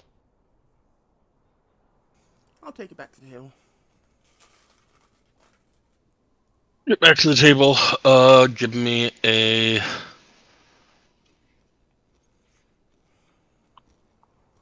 let's do a straight constitution.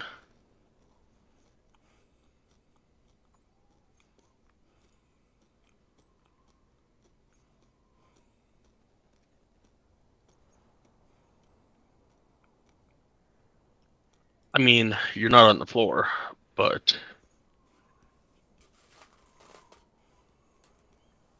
inside a good, 10, 20 minutes, you're definitely feeling, No pain. yeah, no pain, a little warm, very happy.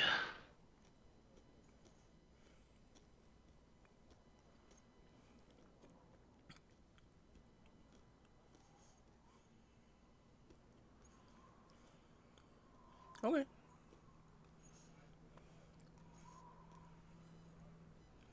So while she's drinking, I'm going to look over at Nowhere and ask him, so did the guy know what type of magic is being performed out at this place? No, he didn't. But he was sure that this gnome Copper would be able to give us much more information. Okay, so you think Copper's going to come in here after work? Or do we need to go find Copper?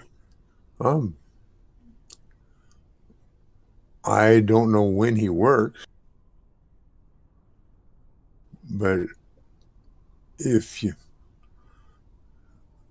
wanted to go there to the house of the Morning Lord, it's just a couple of blocks over here to the northwest. Okay. Do you want to go with me? Yeah, I think you need somebody to go with you. That'd be nice, because I really don't know my way around town. Yeah.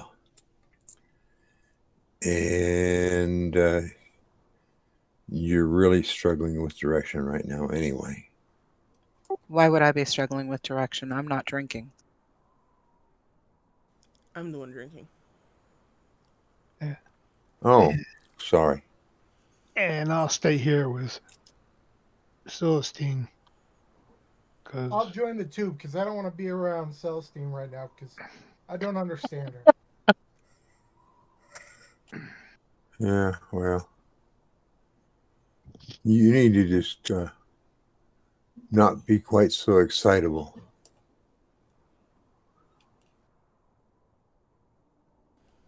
Well, I will turn into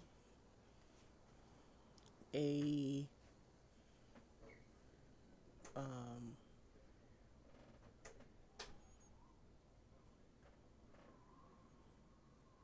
I'll turn into a dog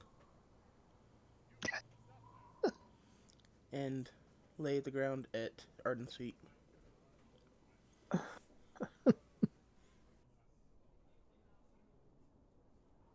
Remember not to pat the dog on the head. Try to just rub the ears. And then maybe rub the neck, and she might let you rub the belly, but she might bite you too. Yeah.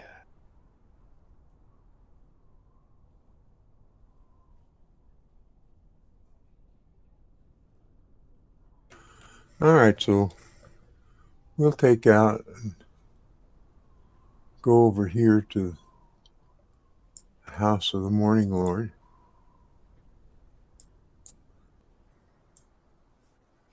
Alrighty.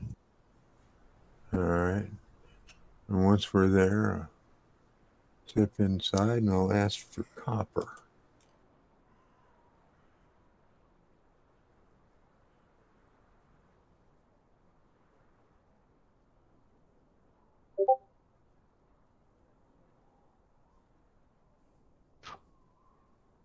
Because it's just easier, I'm going to take everybody over there. Light removing maps.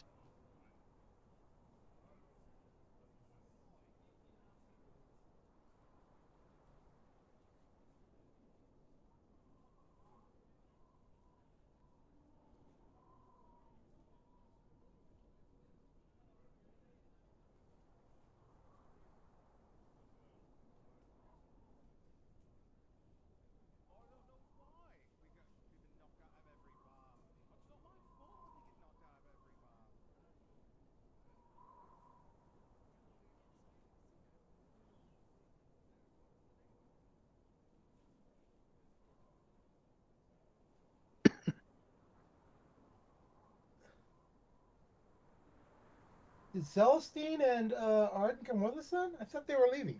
I thought they stayed. He I'm just bringing everybody over to this map because it's easier, Okay. even though Celestine and Arden aren't actually here. Okay. And since we're going to look at something, I will cast. Dad, what is it called? 1 second.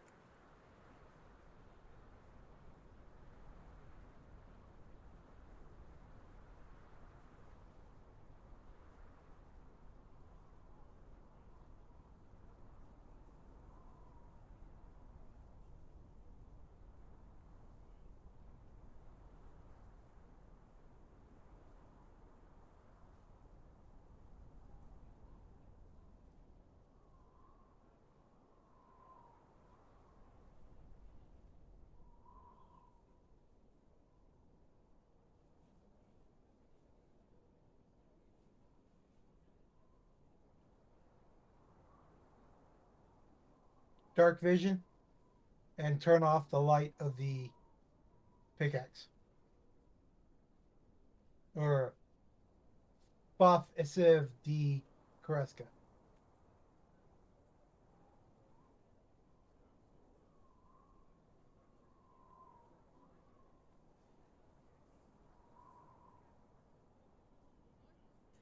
I'm following nowhere.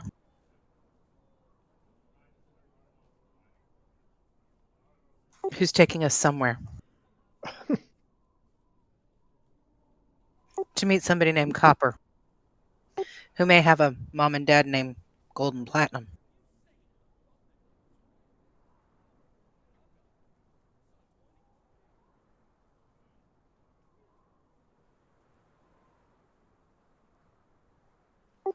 And asking, what type of place is this nowhere?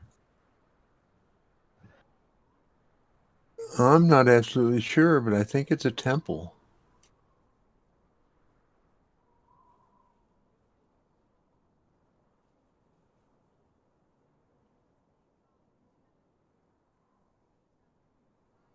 Oh, somebody's selling pistachios and dates. Ooh, that sounds so good.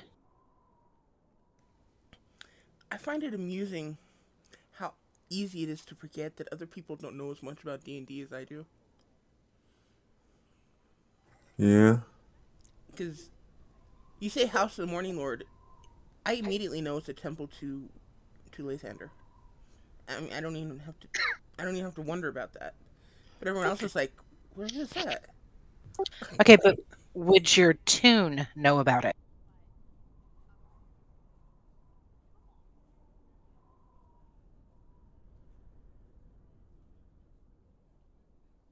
See, my tune wouldn't know about it.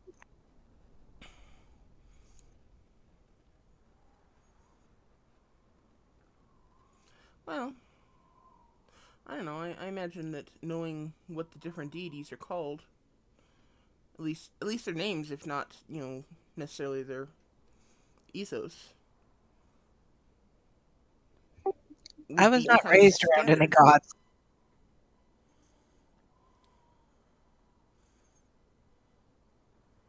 But I wasn't raised around any gods or any deities or taught to follow any. Okay, well,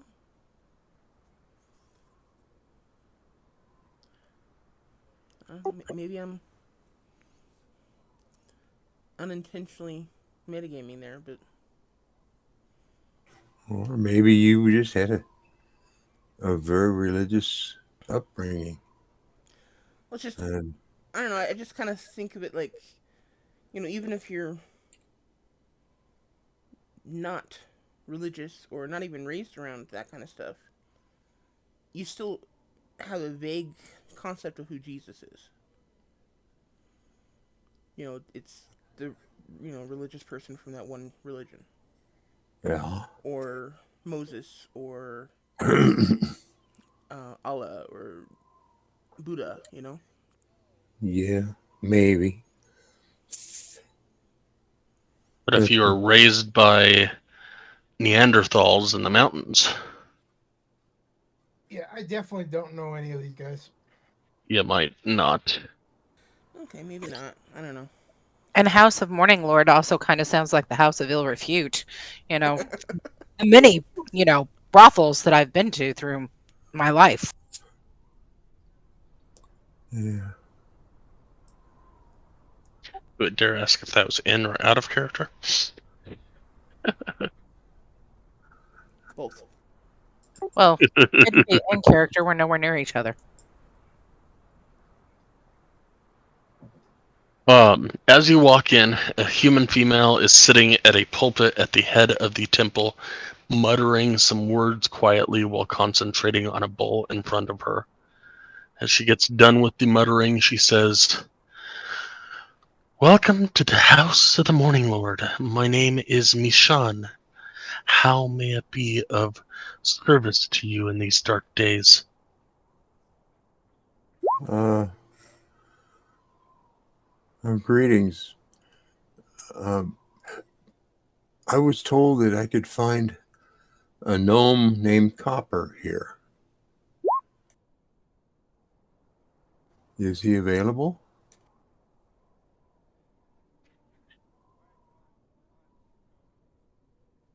Copper? Yes.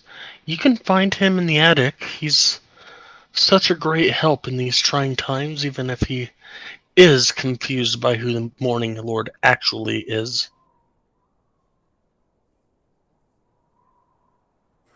Okay, and how do I get to this attic? You go up that ladder right there, and it will take you to the attic. And I don't have a second layer, but we'll pretend. Okay, I'll go up. Just gonna smile and say thank you. Yes. Thanks for your help. I asked her if I can lay my bags here while we go up the ladder. Or not my bags, but my load.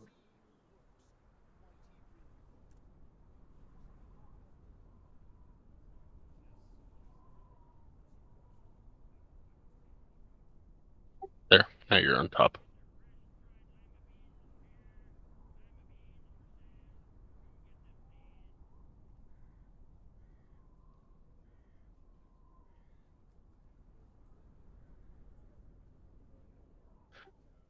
Um,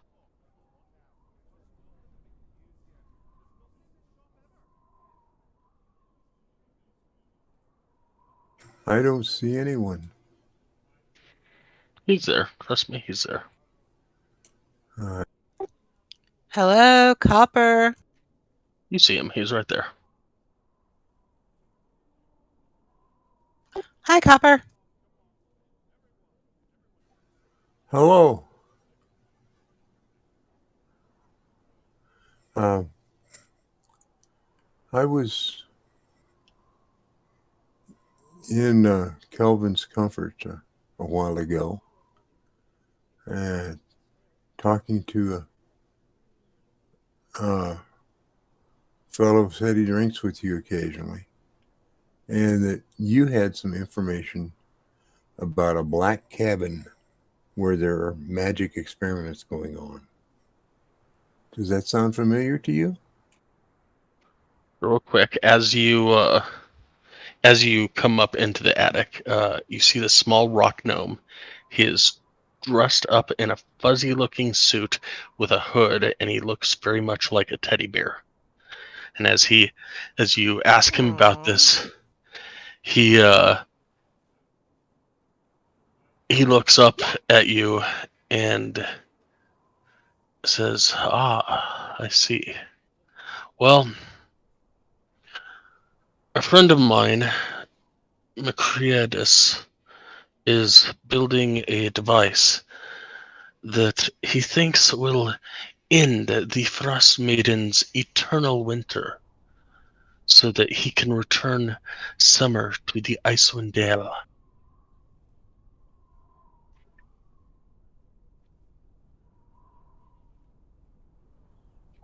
I was helping him conduct research for a time up at the old black cabin north of Tourmaline.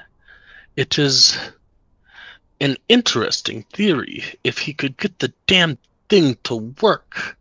After spending nearly 2 months up there with him, I had had enough and made up my way down here.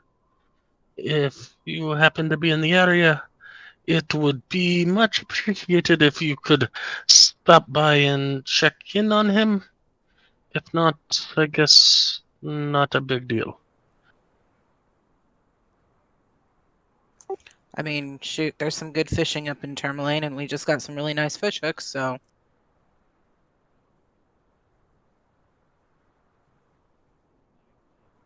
Did you say this black cabin is north of Tourmaline?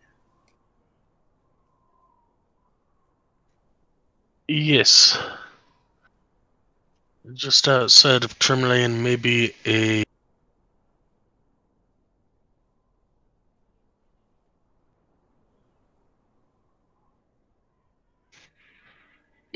day's travel.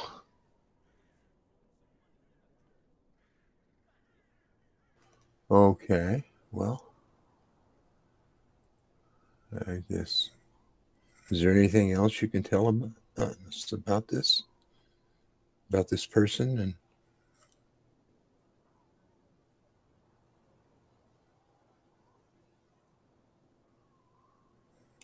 Um,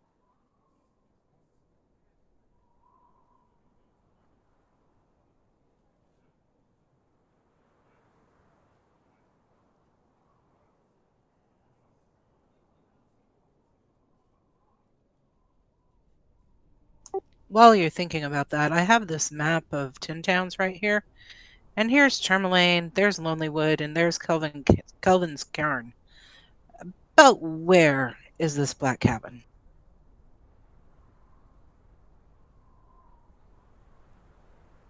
the very top of your map, he marks a little diamond. Awesome sauce. Thank you so much for marking the map for me.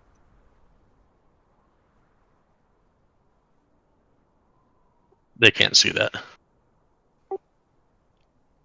It's okay. I'm pretending. Yeah, Celestine's on the Icewind Dale map pinging it, and I'm going, nobody's on that map, so. I know. I was pinging it for my reference or viewers' reference more than anything else. Okay. So, all right. If there's anything you could tell Nowhere to help us out, that would be great. Like, what type of experiments are they doing other than, trying to stop this never-ending winter? He he has ideas and plans of some construction of a device. I it's like a smaller. He has lots of books up there that explain a device from thousands of years ago that the Netheril possessed. He is trying to make a smaller version that would serve the same purpose and would change the weather. He is a devout follower of Lathander, the Morning Lord. Um, he's calling this device the Summer Star.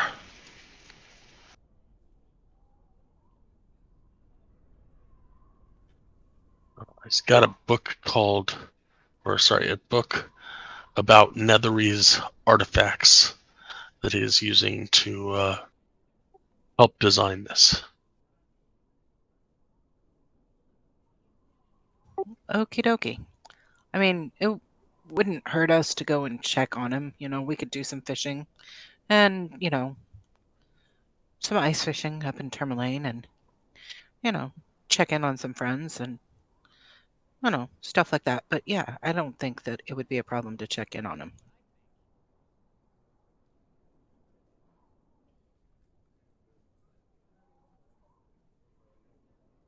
You think it'd be a problem nowhere? No, I don't.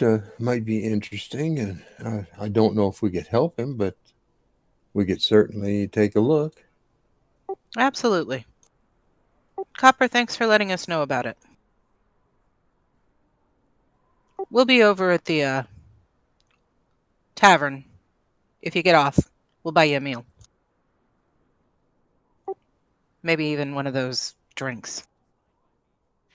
Oh, I don't drink one of those drinks.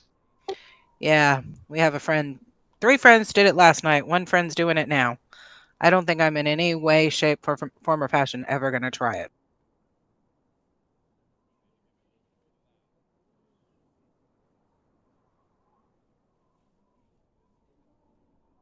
But we could get you an ale. That would be much appreciated. I mentioned mead because they no longer have ales. Mead. We'll get you a drink. And not the strong stuff. Sounds good. I roll my eyes in the back of my head, looking at Illiken and go, doesn't matter, a drink's a drink.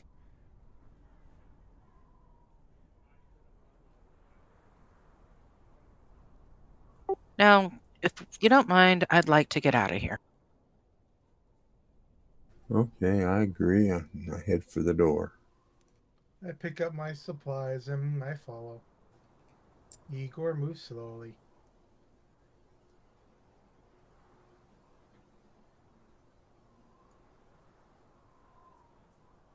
So, I guess we'll walk back to the tavern where Arden and Celestine are.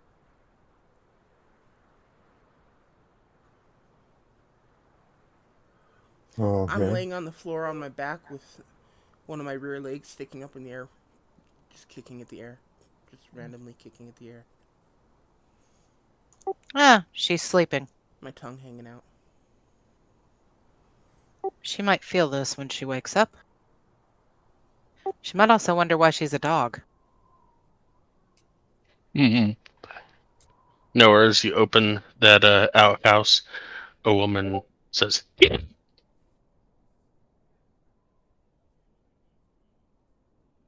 A woman says, what? "Get out!" Oh, goodness. Nowhere, you're walking in on women.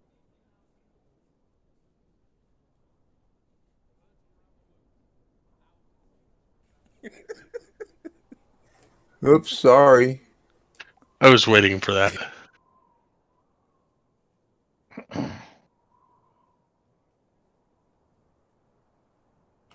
Let's go back to Kelvin's comfort. The I'm the, the, following you. the non-mic version was funnier. I'm just I'm just sitting here, and this guy says, as you open the door, a woman yells, "Get out!" Just from the other room, I can just hear, "Oops."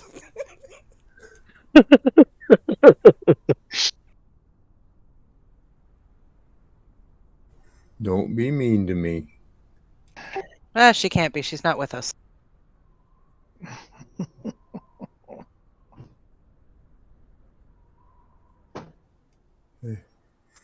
Well, let's head back down to Kelvin's comfort.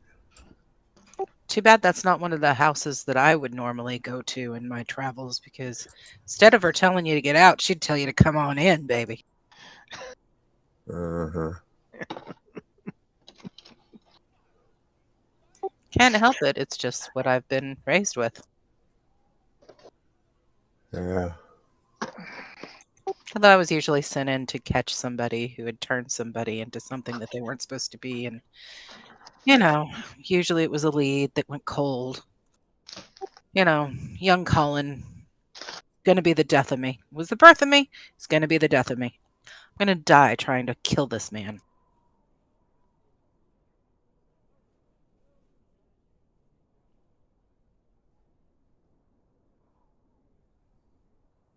All right. So y'all make it to Kelvin's comfort, and yeah, Dulcine's there, lying on her back with her tongue hanging out. His tongue hanging out, legs spread wide. It works. Come on now. No, I've got one leg sticking up straight in the air, and it's just kind of randomly kicking. Okay, Means when she's the dog does that, what's the legs? means she's dreaming. Yep. I look in to see how much of the drink she drank before she turned herself into a dog. About 3/4 of it. Okay. I ask Gillikin, do you want to finish this off?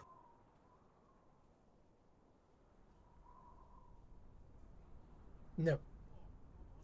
Oh, darn. Okay. I ate my berry. I'm good. I'm full. I'm refreshed. Nowhere, do you want to finish off this? Eh? Oh, not really. I mean, I could, but she might want that when she wakes up.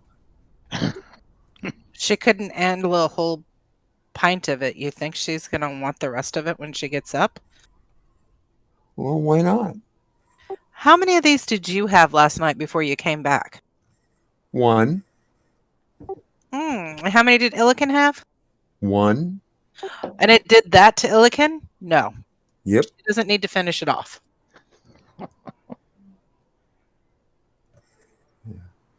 Well, what do you suddenly become the sober police? Next time I won't be so nice to bring you a trash can. I didn't use a trash can, but thanks for thinking about it. Yeah.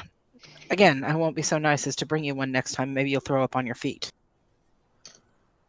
Well, that might be a little difficult if I'm laying in bed.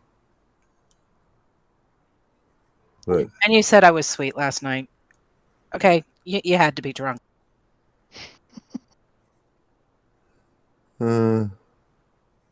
I think you are unnecessarily argumentative. Maybe you need a drink. You just don't want to admit that you said I was sweet last night. So, what's the tavern looking like right now? What time is it? It's probably around there. Come back.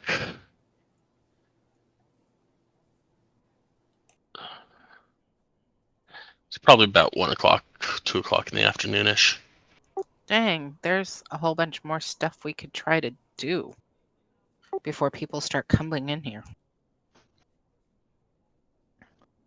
Keep and I ask, where he gets his meat for his meals.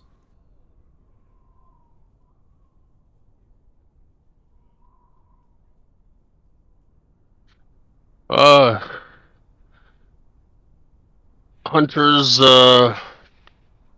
come in from time to time and deliver meat. Every so often, adventurers come in and sell some meat. That's kind of how she rolls. What do you normally pay for purchasing meat? 3 silver per pound.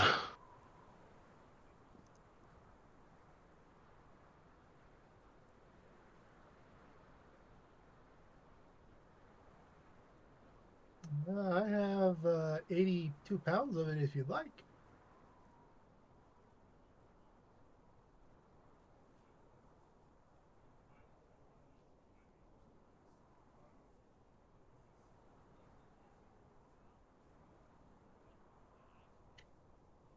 I would definitely take that off your hands.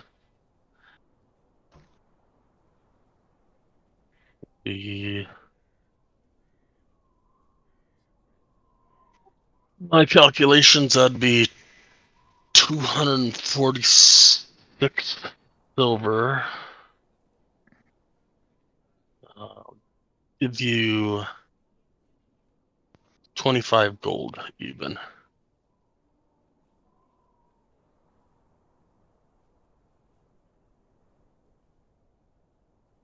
Since you're bringing such a large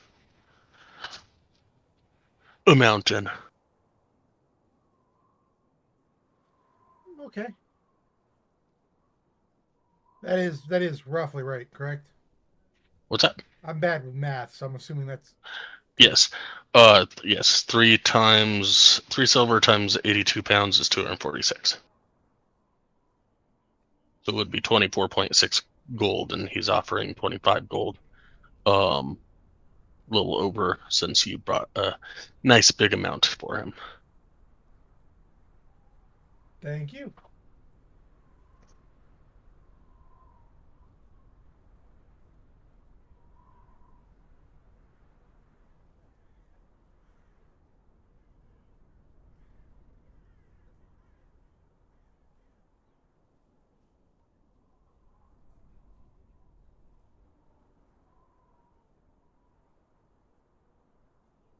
At some point this afternoon, I'd like to go over to the North Look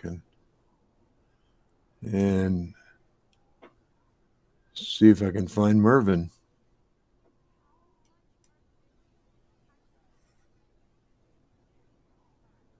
Did you say that loud or think it?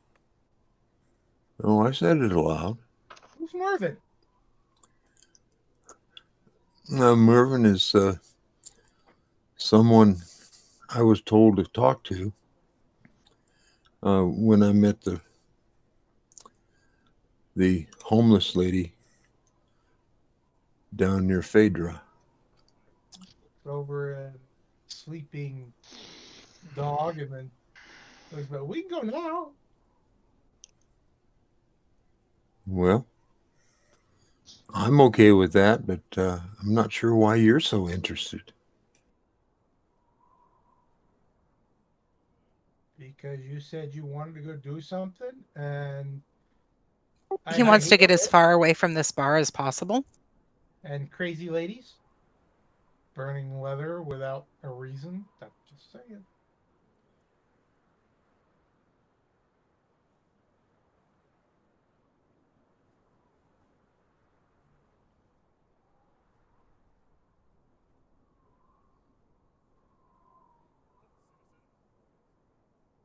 Before we go, do you think maybe we should wake up Celestine?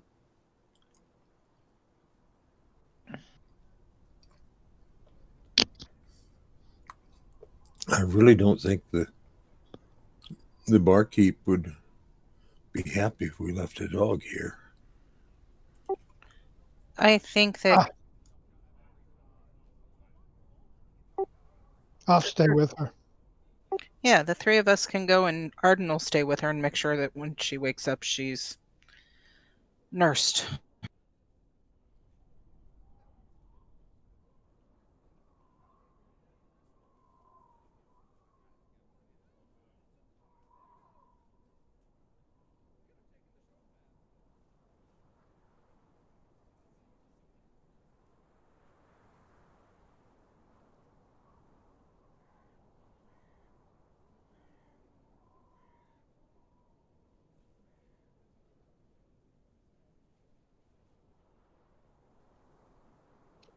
right, y'all go heading over there then. Yeah. Sure, I'll follow along, but I'm gonna take a bio real quick. Takes you about 20 minutes to get over there.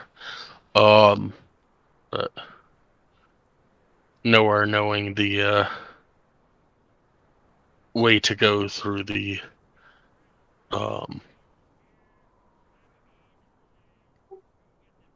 through the back alleys and whatnot, and without taking the long way, essentially. Able to get there with not an issue. All right. Well, we get there and open the door and step in. And I step up to the bar and say, "Barkeep, I'd like to talk to Mervyn. Is he here today?" Oh, him again. Oh, yeah, just a minute. And he'll...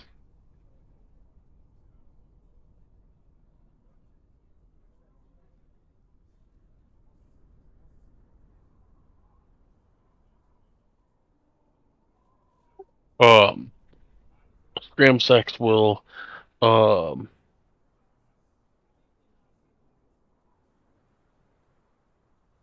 mention something to somebody else behind the bar, and that person will run off down the hall to the stairs, run up the stairs, go knock on a door, and about 15 minutes later, somebody will come out and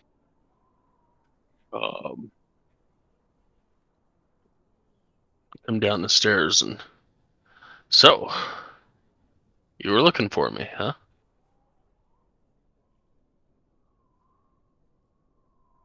Yeah, I was down in Phaedra earlier today, and I was told I needed to talk to you. I hope you know why. Well, I've tried telling a couple people, and nobody really wants to apparently hear this, so I just keep telling people, and nobody seems to take interest, but I'll tell you. Have you heard about what happened? I guess I should preface this with, have you heard about what happened to that evil red wizard in East Haven?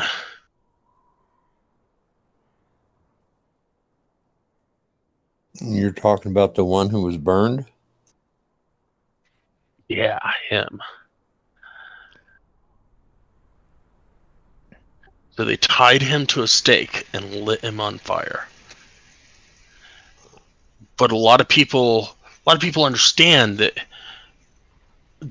he killed some Tin Towners, and they had to make an example of him. What people don't know is that he hired some of us Tin Towners to help him find some buried tower. Then he killed him to keep its location secret. Messed up thing is one of them told me where the tower's at before the lot of them got themselves killed by him.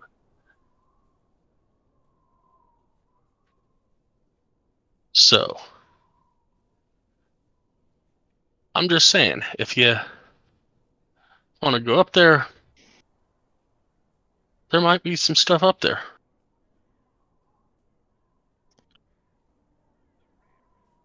Okay. And what do you gain by telling me this?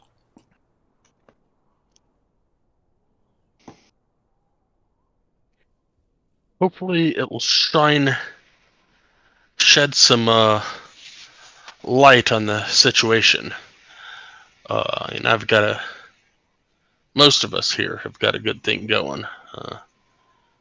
I work in the back and at night usually, and sleep during the day. But you know, maybe this whole thing will shed some light on what that evil man was really trying to do.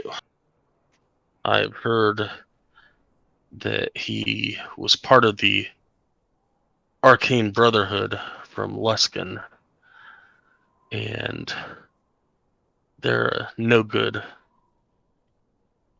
group of wizards and sorcerers and such.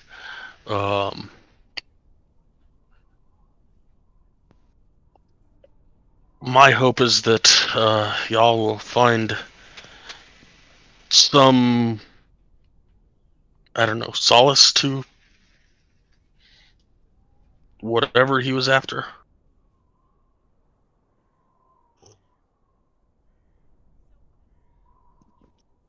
Maybe he has something to do with this, as he kind of looks towards the door in this winter.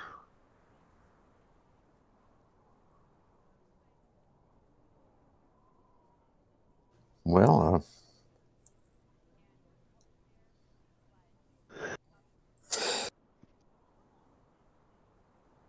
I'll discuss it with my friends.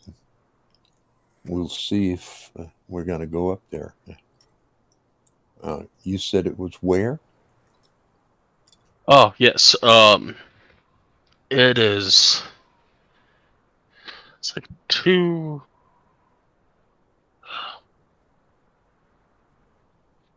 I'll take out a piece of parchment and make an X on Brinchander, make an X on Tourmaline, and then he'll write some stuff down and say that it is basically, from what he was told, it is basically about a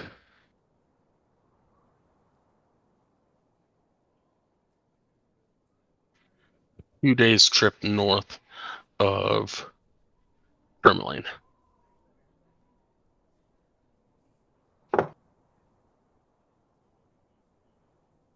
Okay, and you say the tower is buried. How will we recognize it? From what I understand, part of it sticks out from the ice. Okay. Well, is there anything else you can tell me about it? Foundations.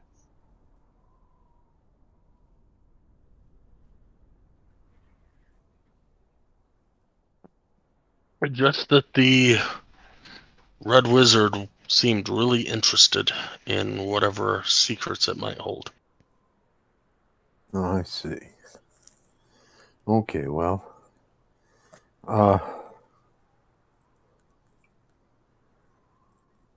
Did you read 5? From what I understand,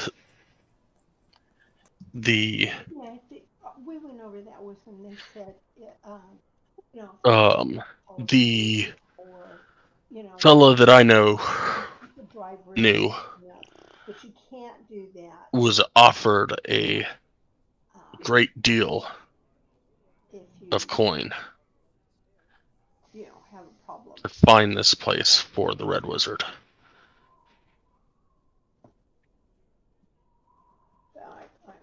And obviously never received that coin. These are I'm glad I'm going through this stuff. yeah. Do you know who offered it to him? I am not. The Red Wizard, the one that they burned in the stake in East Haven. Oh. I've got it. I got medical records. I'm not crazy. No. Crazy? I was crazy once. They locked me up in a white room with stone floors. It's like I'm worried that even Mom's having a good conversation with somebody. Sorry, guys. You're good. Okay, well, I'll tell you what. I reach into my pocket and pull out a gold coin and hand it to him. And I say, "This is just for your trouble to tell me about this. I'll talk with my friends and see if maybe we'll go. And if we do, we'll let you know what we find."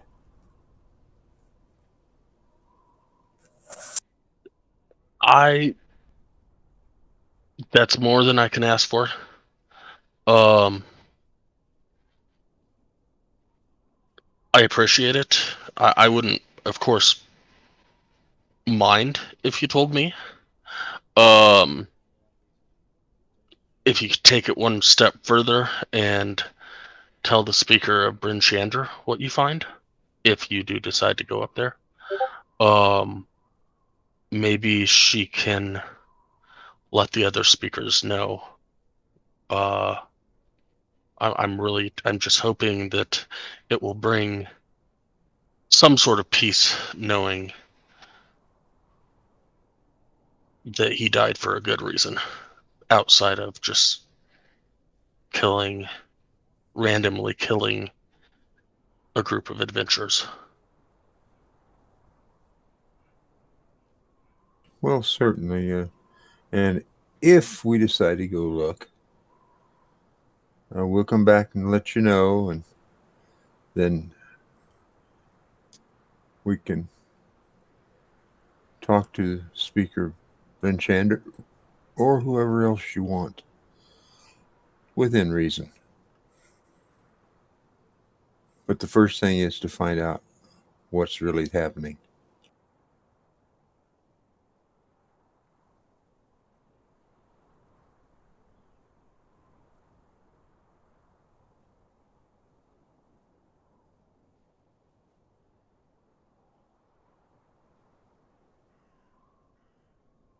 And with that, I turn and walk back out the door.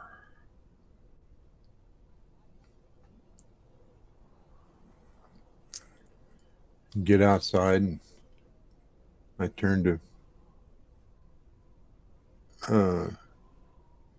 those in my group that are here. I say, "What do you think of that?" I say we have a place to go and check out. Two of them actually. One the black. Yeah, my mind just went blank. But yes, and the other one the north end of the map. Well, okay, as it happens, it sounds like they're both in the same direction, and one is a day further than the other. But we should probably go back to Kelvin's comfort and get the rest of our party and fill them in and see if they want to do this too. Yep. But as you guys are about to walk out the door of the inn/tavern, something catches your ear. Specifically, a single word catches your ear. And someone is going off something about romance or something, and says, he had this really rare wine called Barovian Reserve that we shared. He was just so dreamy. I mean, I don't normally do things so recklessly with people I do not know, but there was just something about him. He called himself young something or other. The way he manipulated his finger, he could not have been that young. Mentioned he was heading up to Lonelywood on an errand before he left the Dale. I kind of laughed that off. Nobody Nobody can leave the Dale without magic. There's no way out of here. And he didn't seem like he knew much in the magical arts, though I suppose I could be wrong. If you two are paying any attention, you just noticed that I froze solid. I mean, solid. It's almost like I became a fucking stone. I walked into you, so yeah. I'm going to turn around because my mother told me every day. Well, no, my aunt. My mother died. My aunt told me every day that this was the case. Excuse me, ma'am. Did he happen to have these eyes?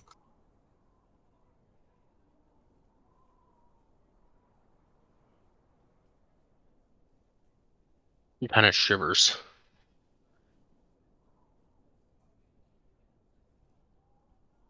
He did, huh? Let's go into Lonelywood, huh?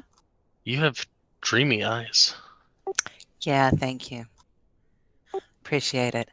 So, did you sleep with him? I mean, I don't know if I don't know you. I don't know if If you slept with him, you're going to have a baby in 2 weeks. Yes, 2 weeks. Normally it's 9 months. I understand. 2 weeks. If you have that baby, you might want to consider another option in life. 2 weeks. he looks very panicked at the moment. You should be panicked. I take it you slept with young Colin. What his name was? Colin. He's a dead Colin, if you ask me. Lonelywood. Guys, we're going to Lonelywood.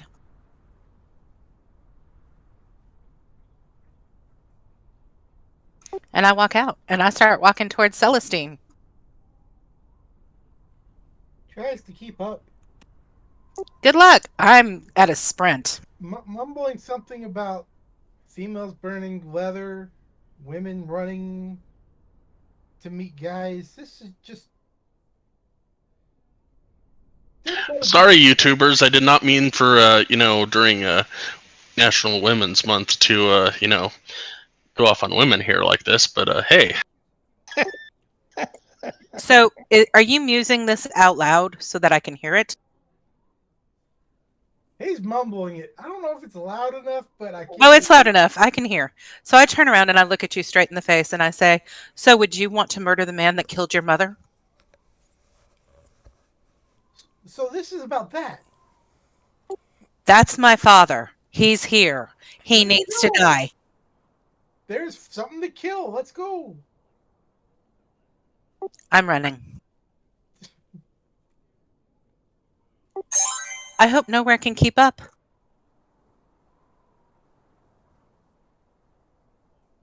I'll manage. I mean, nobody can keep up with you, but Nowhere's not quite as slow as he was before. yeah, but nobody can keep up with her. But Yeah, but I know where she's going. yeah, he's got home turf advantage. I do say that we need to stop by the stables first.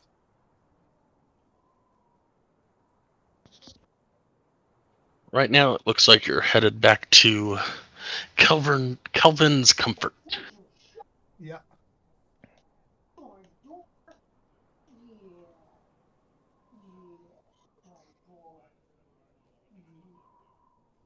You just got over the last scare. And by the time you get back there, it's probably heading around to, 3. probably about 3:30, 4 o'clock ish.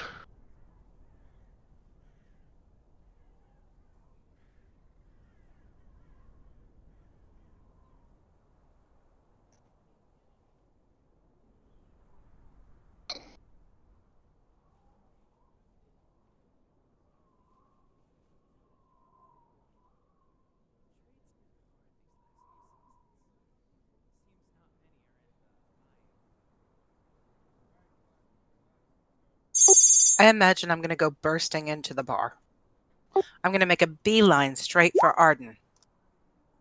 And I'm going to say, wake her up. I don't care how you do it. Get her up. I'll look at her and say, "What is the emergency?" Young Colin is going to be in Lonelywood. I've got to kill him before he gets away again. And young Colin is who? Wake her up. All right. My ears I'll perk start. up when I look at her. He's in Lonelywood. Get up. Get up. Get up. I try to And stand up. Do I stand up, Sky? on Give all me a fours. Constitution save at disadvantage. I'm pacing.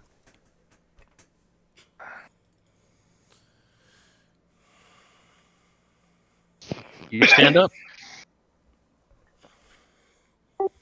Do I still have a headache? Or do I have a headache? No, you seem to be pretty good. That 2 hours of sleep seemed to do you good. Okay, I stand up and go over to Claudette, still as a dog. My tail wagging. And I start trying to paw at her. No, you don't understand. He's in Lonelywood. He's going to Lonelywood. He's going to try to get off this continent. I've got to get him before he gets away. I've got to kill him. He's got to die. We've got to go to Lonelywood. You've got to turn back into. Come on. I need you. You know I need to kill him. He killed my mom. I turn back into Celestine. Let's go. Thank you. And Illican wants to go get sleds. We don't have time for sleds. Yes, we do. Yes, we do. Well, we're going north, so you do what you want.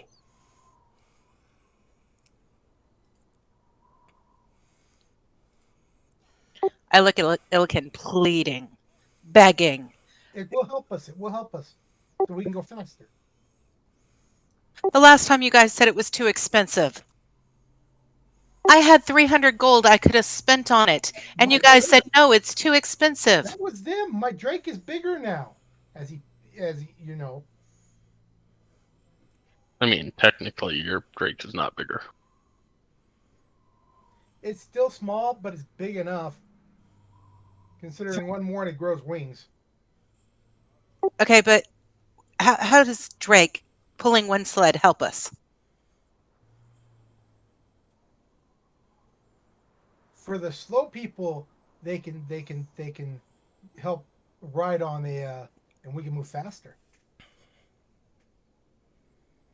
I look at Celestine. I'm looking desperate.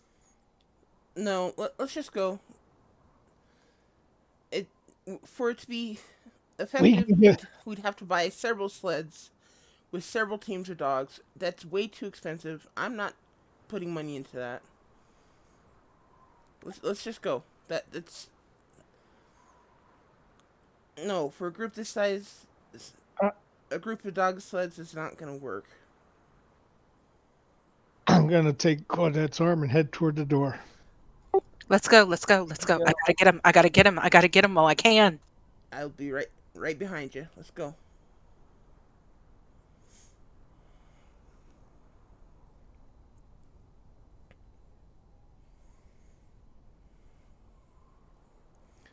I think the dog sled thing is just too inefficient. Kenny. After 100. We're riding around 1,000 pounds of leather, right? You know, where we have to wait every 50 minutes for you to redo a spell. But no problem. Let's go. After 140 years, I have an opportunity to get revenge on my mother's death, and you want to stop for dog sleds.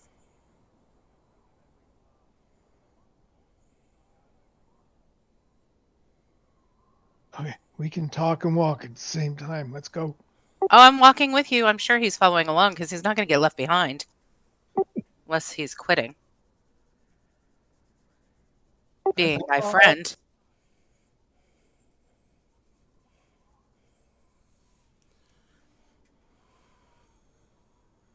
Nowhere, get us out of this town. Come on, let's go. Let's go.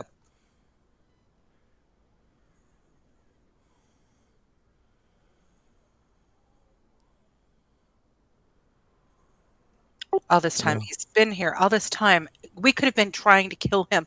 All this time. Oh my god. Oh my god. Oh my god. He needs to die. well, calm down and let's go. And I head I'm off. walking. I'm heading wherever you're going. I'm heading off through the alleys and toward the north gate.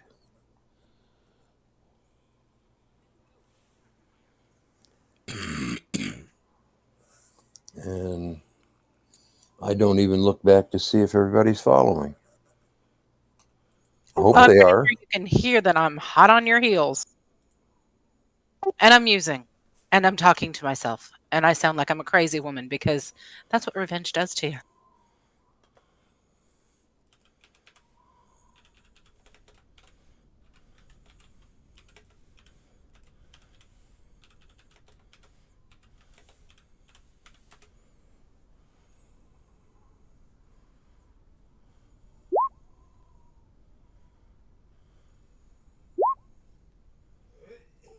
Um,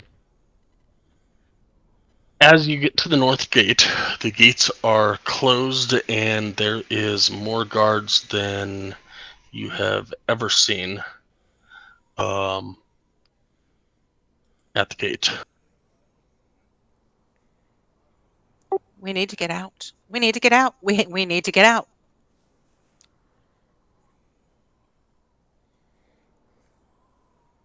I I I walk up to the well, she starts having, her hyperactive fit. I walk over and uh, talk to one of the guards. What's going on?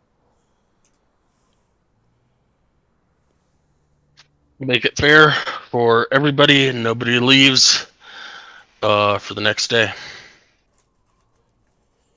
We've got to get out of here. Y'all had a madman in your town. What happened? Why is nobody leaving? Tomorrow's the lottery.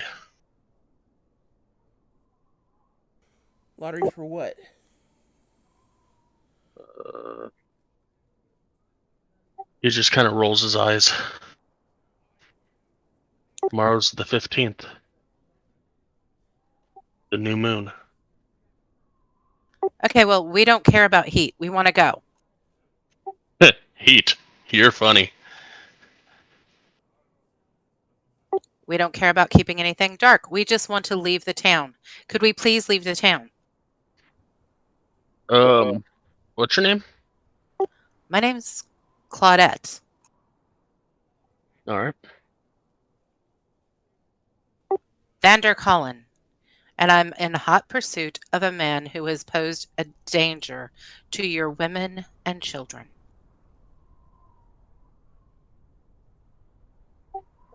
I can assure you it's safer in here than it is out there.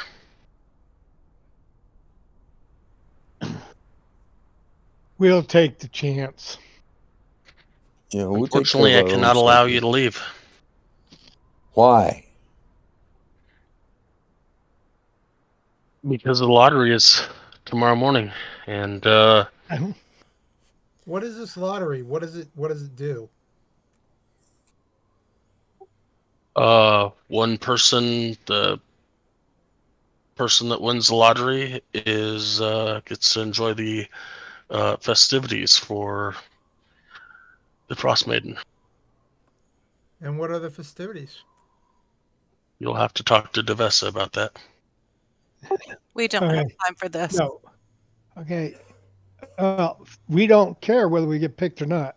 It does not interest us. We have something that we need to do on the outside of these gates. How Town many rules. how many guards are there? 15 at each gate. Oh. Where can we find this Normally, Devessa? there's like 2 guards per gate, but Where can we find this Devessa? she would be the speaker. You'd find her at the town hall. Okay, then let's turn around and go to the town hall. Before we go to town hall, has she had a baby in the last 2 weeks? He hasn't had a baby her whole life. Great. So, y'all just need to keep a watch on your women. Razzled, frazzled, not really wanting to leave because wanting to just walk over the gate, but realizing I can't get you all over with me, I am resigned to come. I guess we go to the town hall. I'm sorry, Claudette. We'll get out of here. Just This looks like one of us is going to be offered as I can't think of what it's called, but yeah. We're going to be offered as tribute, and may the odds be ever in our favor. Yes, that's the wording I'm thinking of. I'm Yes. thinking that's exactly what's going to be happening. These festivities, and assuming it's some sort of sacrifice or and something. And with outside of Kara with his now he's very interested and not very happy. Okay, let's go to the speaker. All else fails, we just climb over the wall. There's some pretty tall walls. We've got grappling hooks and rope. Actually, at this point, I think we have one grappling hook. Correct. We have one grappling hook and rope. We should probably invest in more. Anyway, let's go see Devessa. Turn around, head that way.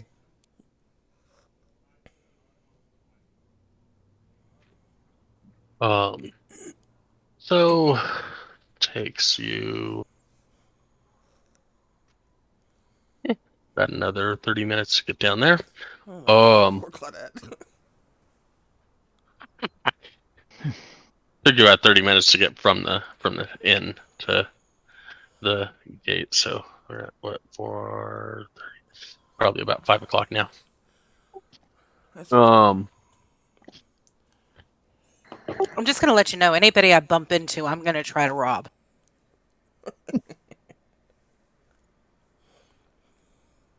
I got to get my mind settled on something. And of course, robbing from the rich and giving to the poor. Help me with that. And you're the poor? I just gave 20 gold to your orphanage. You want to tell me who the poor is? I'm sorry. Give me 3 sleight of hand checks.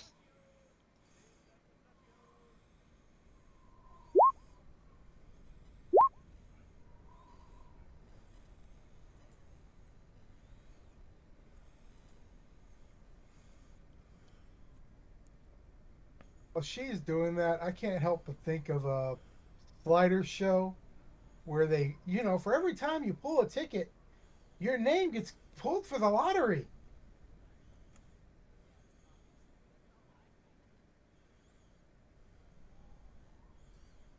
I know what you're talking about.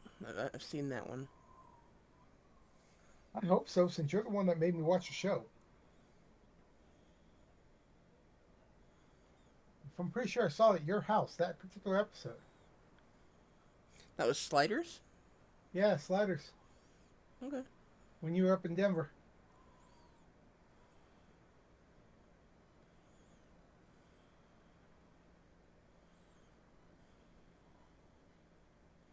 That's what you get. Awesome. Almost made back what I earned from buying Yeti fur.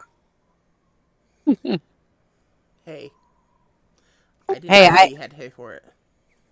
No, but she kind of took off and he was going to go get guards and we didn't need to get kicked out. They would have just kicked me out. I would have just turned into an animal and ran away. Nobody would have noticed. Anyway.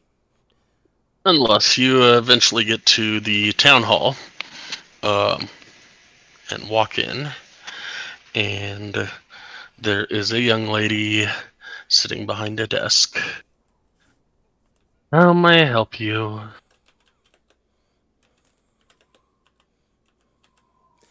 Yes, we need to know why we can't leave. Every month, day before the new moon, you must not be residents, but every month, day before the new moon, guards secure the gates so that nobody can leave, so that the lottery is fair. Um, Javessa could probably tell you better, but basically, there will be a lottery tomorrow morning. At which point, one person will be chosen from a barrel, and will be sacrificed to the Frostmaiden in hopes that the blizzard does not, that the weather does not stay horrid for the next month.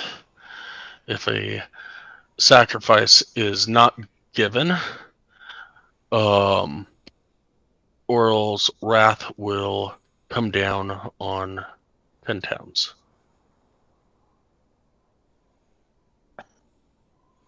Right. Because it's helped so far the last. How many sacrifices have we done? Oh, lots, and they help very much. There was a time that I remember, when I believe it was Argos, somebody actually freed the sacrifice, and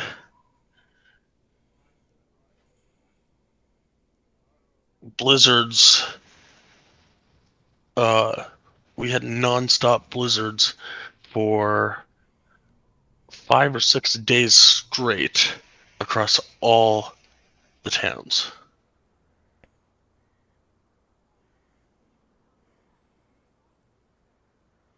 Do you realize that you just had a vampire in your town? He's probably impregnated several women, and he's gotten away. We also had the white worm that flew into one of our towers a few days ago. It's the Dale. It was founded by thieves, robbers, and mercenaries. Okay, well, we'd be happy to kill it if you'll let us go and go get this vampire who needs to die. What will it take to get? What will it take for us to get out the door? Now. Unfortunately, that is not possible. It would, if we allowed people out, then everybody would leave, and we would not be able to do the sacrifice that Oriel requires every month. And she might require more sacrifices if we do not do this. That's that's fine. I know how to fix this. You just volunteered to be the sacrifice. Unfortunately, that's not how the lottery works. It is a fair Oh, lottery. I thought you said your name would be in the barrel. It'll be in the barrel. there you go. I guarantee your name's going to get picked because I'm going to make sure of it. Give me an I can intimidation do roll. it.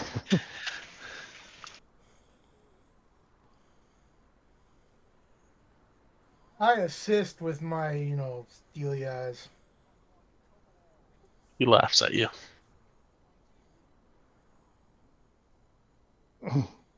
With my assist? No. Just from him. That's all I needed was from him. That's fine. You can laugh. Okay. I understand I am, for you, deadly serious. You can either do some kind of paperwork to let us get out that stupid gate and carry on our mission, okay? Or tomorrow morning, okay, you'll be out in front of this building, all right, volunteering to die.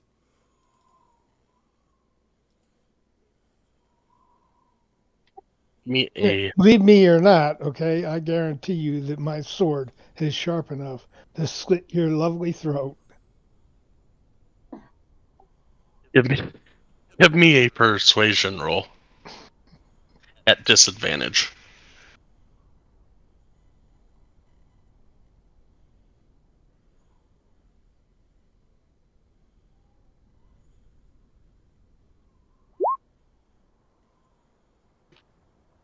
He looks at you and says, "Fine, have it your way." And she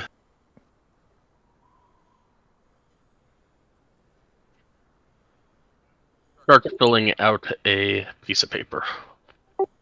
I fall down to the ground and stop breathing.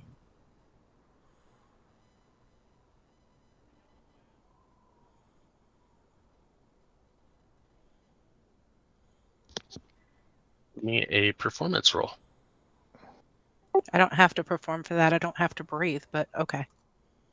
Whether she believes you or not. I'm trying to see if she believes you or not.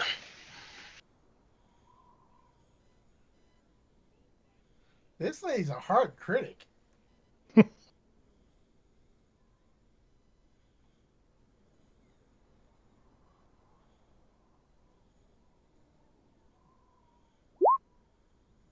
My guy backs out of the inn and keeps an eye outside. The speaker's house and keeps an eye outside.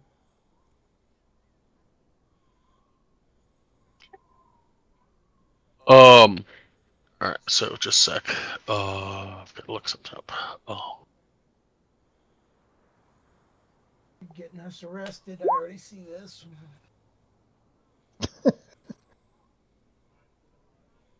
Oh, I know that you don't need to breathe. That's not the issue. Just making sure you knew I didn't have to. Yeah, that's not the issue. The issue is whether she believes. Y'all came in bitching and moaning about having to stay here, and then you drop. It looks very suspicious. So that's the issue. That's fine.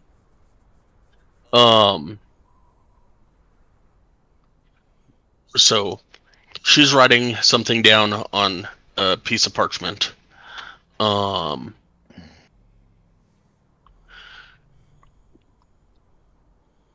Gets done writing, and she signs it as you drop.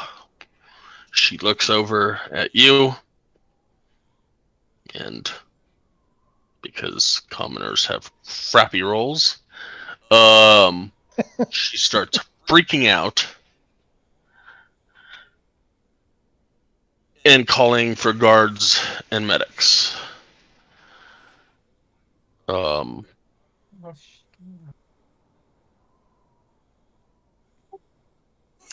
I wearing my helm? Because if I am, I'm going to tell Celestine. Start pretending like she did this to me.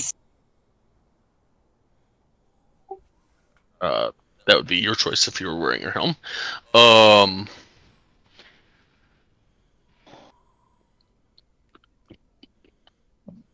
But the room will flood with 6 guards of the town. And they will start trying to push their way into Claudette to try and lift her up and give her breath.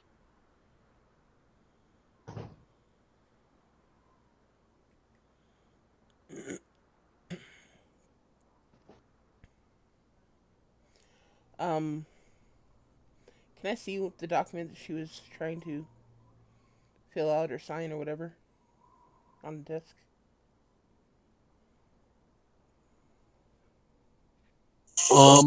If I did a good job of distracting her, yes.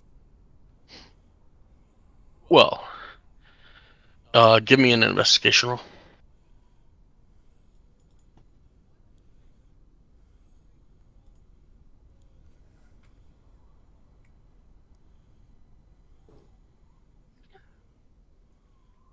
It is in a language you do not recognize.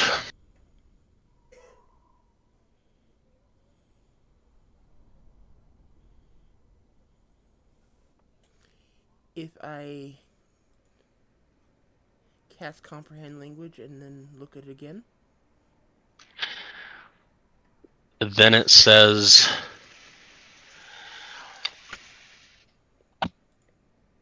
this group is trying to leave the city Please lock them up until the lottery is over.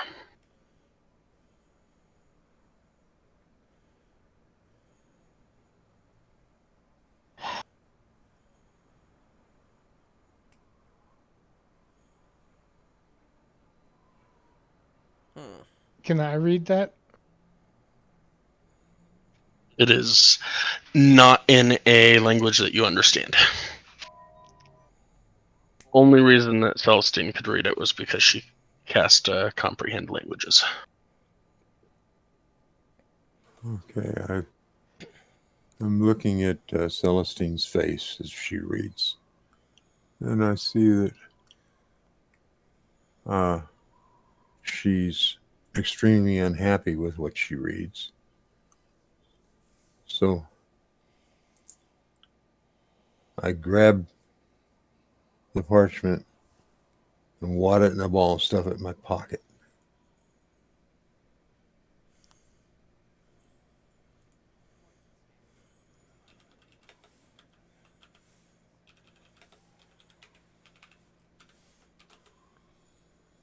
And say, let's go back to the North Gate.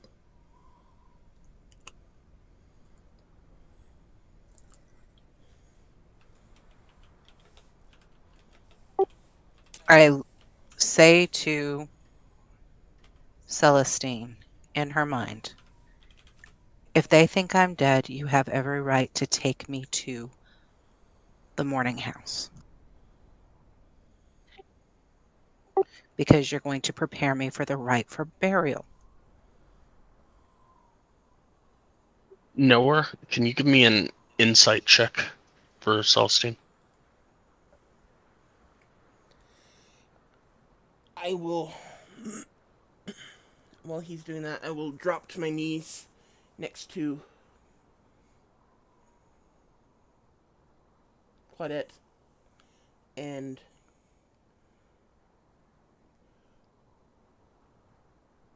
I'm just gonna start bawling and pushing soldiers aside and everything, trying to.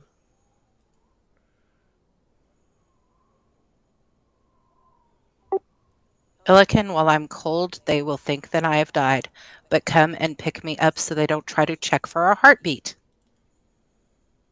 Tell them that they've killed me and you have to take care of me. He'll do it.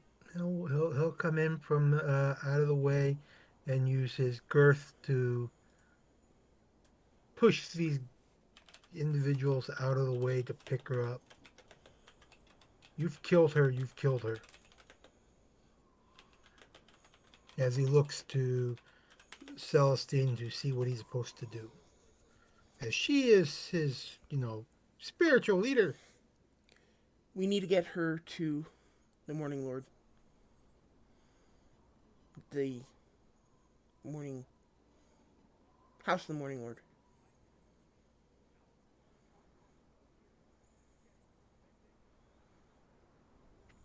The guards will. Okay, so Illican, you're trying to take her away from the guards? With my assistance. Not necessarily take her away, but to bring her. Yeah, but you're taking her body away from the guards. Yeah. Okay. They will let go of her and let you take her. But you have a brigade of guards following you to the House of the Morning Lord. Once we get inside, they will leave us alone. Just pretend like you're going to start doing last rites. I think I'm saying that to Celestine. Okay, well, let's get there. And I'll actually start the ritual for last rites. The druidic version of it, of course.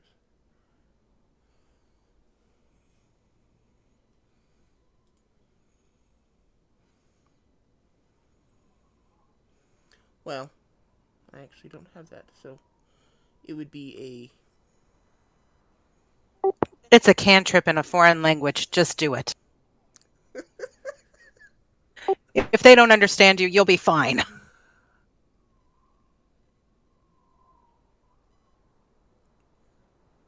Just start talking tongues. Yes, I will start saying, basically praying to my goddess, Rilinathil, or Rilithane rather. Um, in Druidic, praying to her that we can get out of this damn town as quickly as possible. And I will continue praying until they either leave or something else happens. How many guards are there in the room? Any of them my size?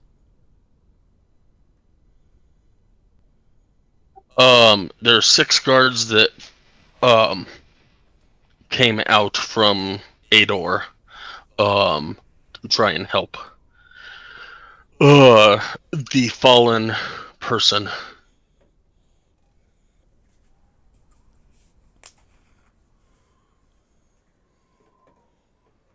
Are they in the house with us, or are they outside, or where are they now? So currently you are still at the town hall. So as um wow. As you leave and make the 30-minute trip to the House of the Morning Lord, God. 2 will stay at the front of the group, and 4 will stay at the back of the group, making sure that you do not deviate from the course to the uh, temple. Oh God.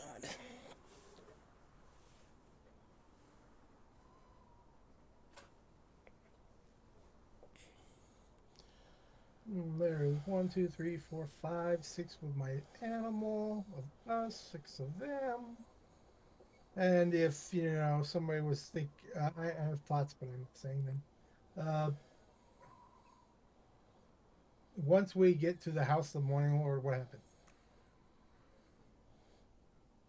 The two open um,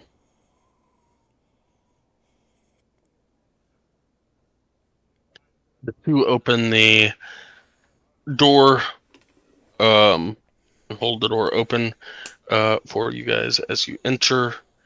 Mishan, recognizing you nowhere, and Claudette from earlier starts freaking out as Claudette is lying there lifeless.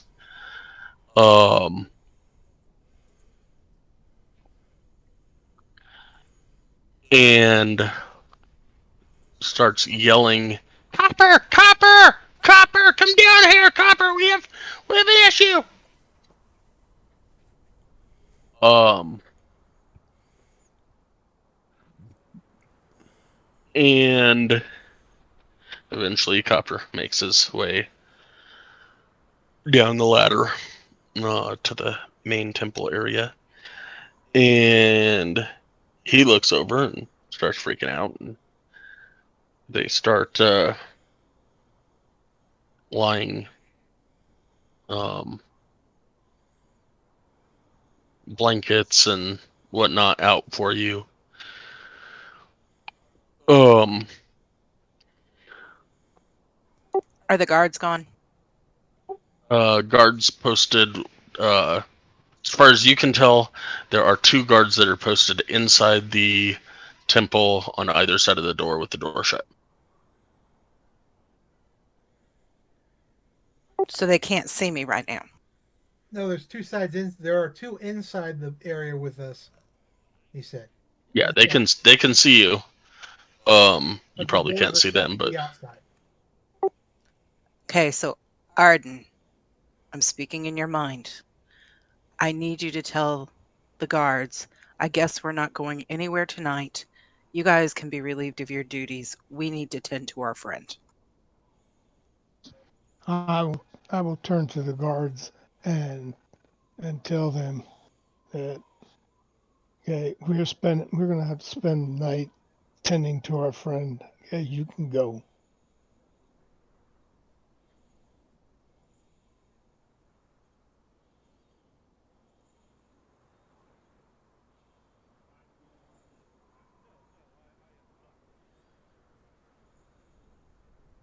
And, and it seems like they're not paying attention, so I will say it Just just. no, just a sec. I'm looking for something because Oh, there's 30 million things going on that I wasn't planning because that's always something that happens. So just a Sorry. moment.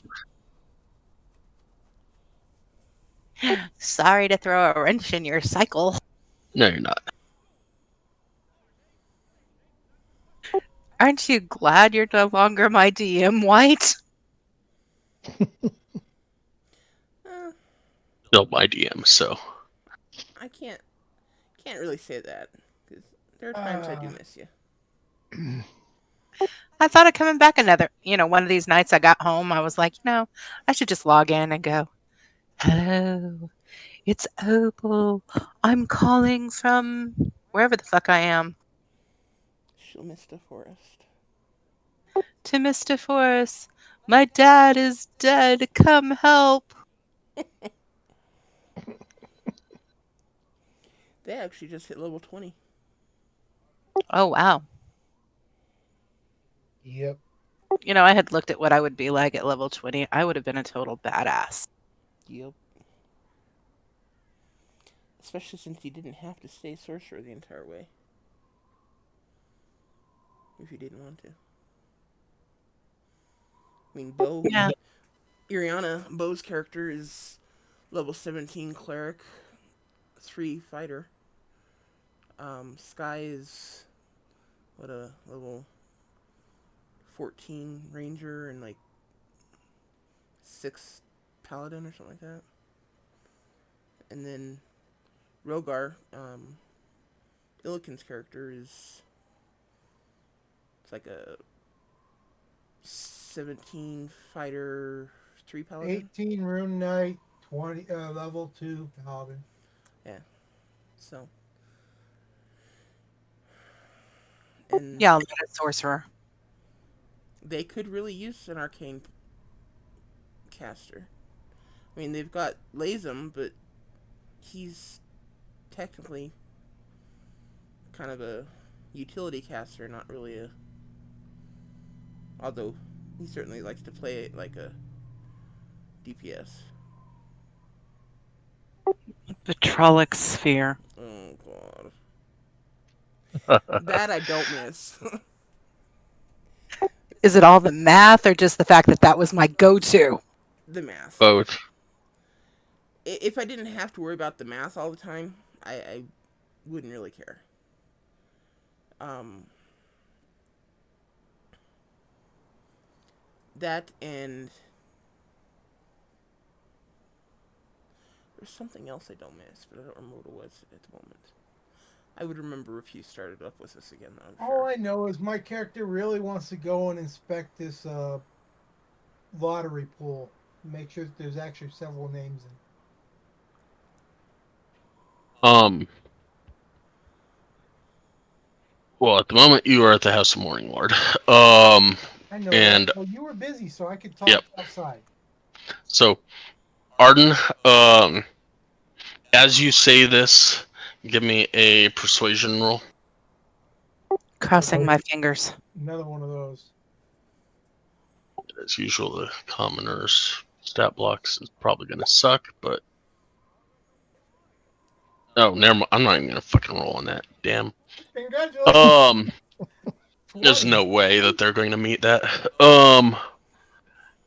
I mean, I guess there's a small chance, but yeah, no. 5%. Yeah. Considering I already rolled all the nat ones, so you have a chance.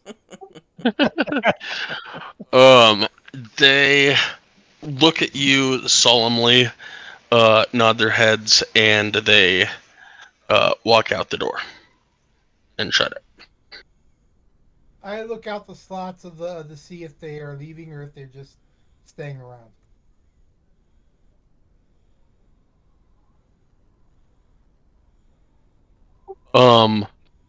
There are no windows to this room. It is a stone temple. Okay, can I make a small opening to see?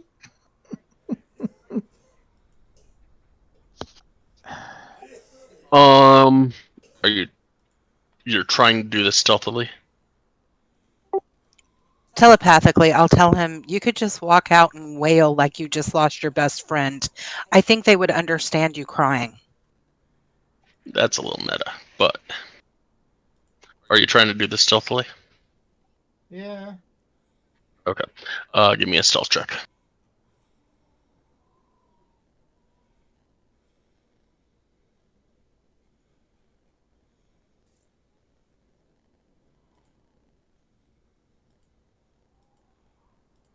That's actually kind of impressive for a heavy armor guy.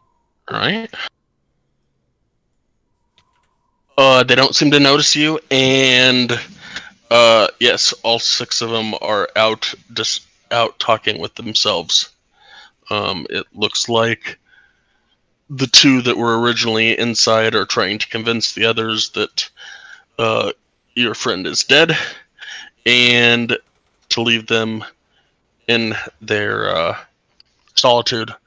And the other 4 are arguing that the direct orders were to stay with you at all costs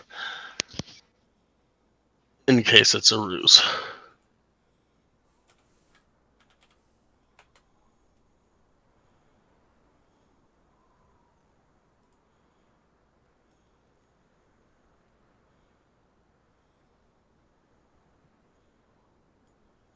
Um, I continue to watch them from where I'm at just to follow because I have nothing to do with anybody in here and I have no idea what the hell's going on. So that is just I'm going to say to Nowhere for him to take Copper into another room and explain what's going on, that I'm not really dead, but we're just trying to buy some time to make a plan so that we can live until morning. You did say this place was a stone building, correct? Yes. He's also wise. He's watching the guards. He's also looking around the building with a grin of, "I know what I can do." All this telepathy stuff is giving me a headache.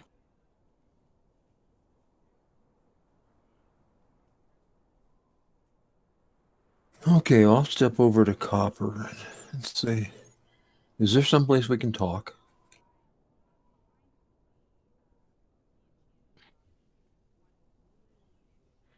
Yes, you can. We can go into the guest quarters.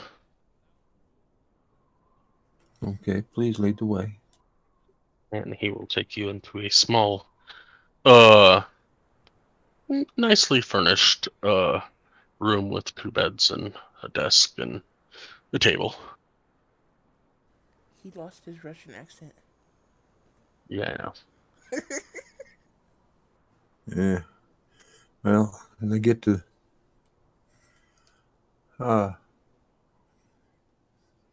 get into the quarters, and I close the door and turn to face him and said, "Copper, I just want you to know that we do appreciate your help, but Claudette is not dead. She's merely a feigning death so that we could get out of the town hall. And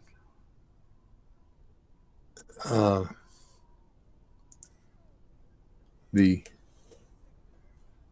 clerk at the town hall was going to have us imprisoned." You don't know that. Well, okay, pardon me. The clerk of the town hall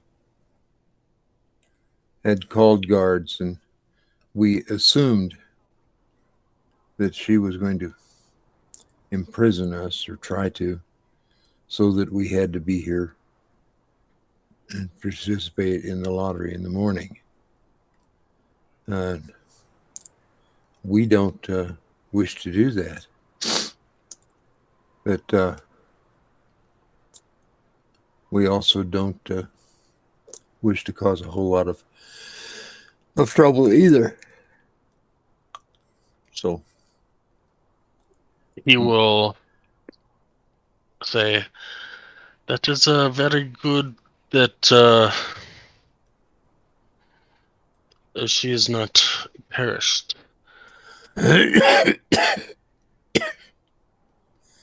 Unfortunately for you, the moral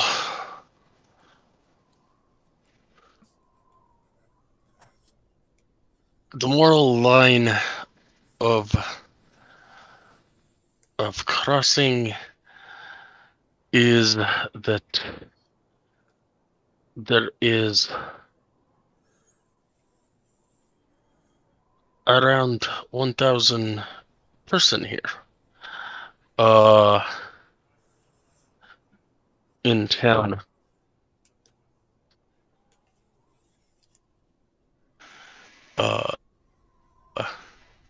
Get drawn for lottery. Out there, I'm sure blizzards already starting to roll in. They roll in every moon cycle nearest the new moon. And her servants start flooding in flocks. So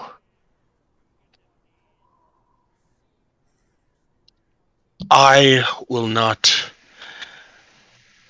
stand in your way as a devoted to Lathander. Let's see.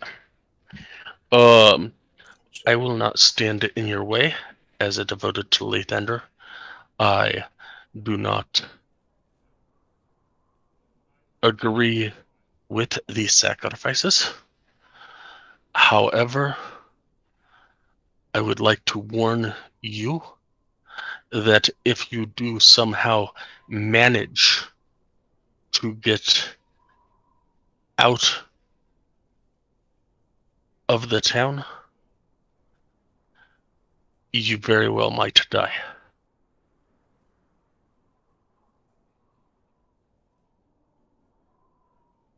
I would wait until the 16th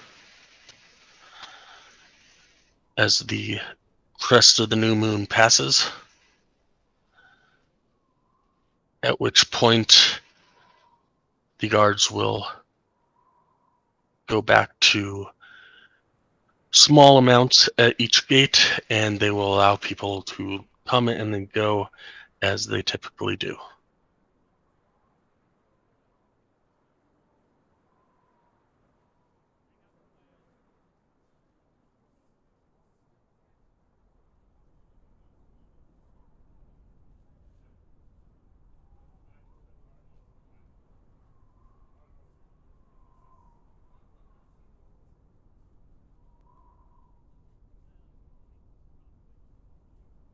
I'm gonna wait until they both come back into the room before my next evil plot unfurls.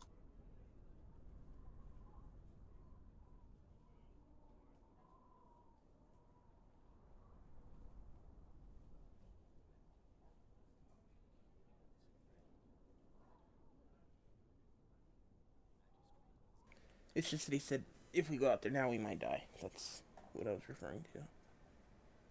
yeah, well, we take that chance every time we go through the gate. But blizzard is a blizzard. We manage fairly well. I'm wondering if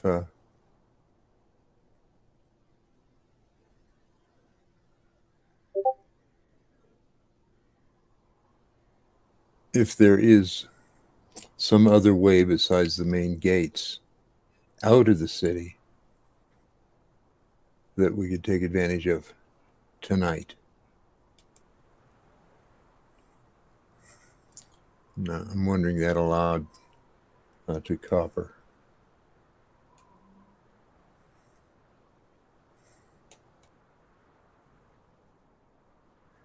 I do not know way. Only way that I know to get out is gates.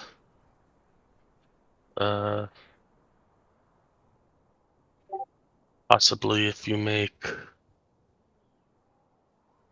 bird,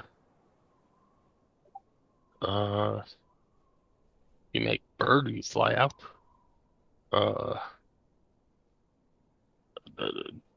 Guards will not let you out under any circumstances.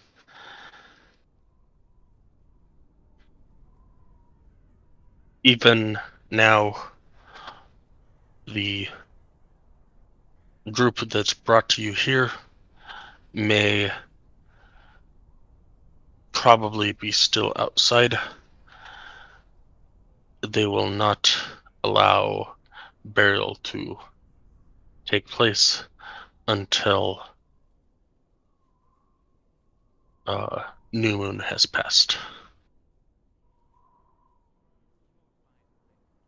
The only person that will be allowed to leave the town will be tomorrow night at the festivities of the sacrifice.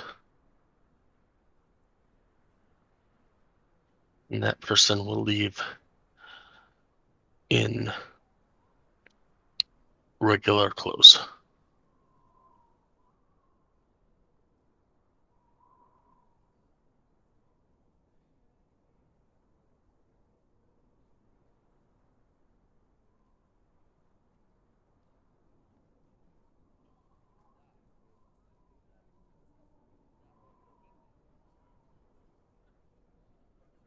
This would seem to be a good place to stop.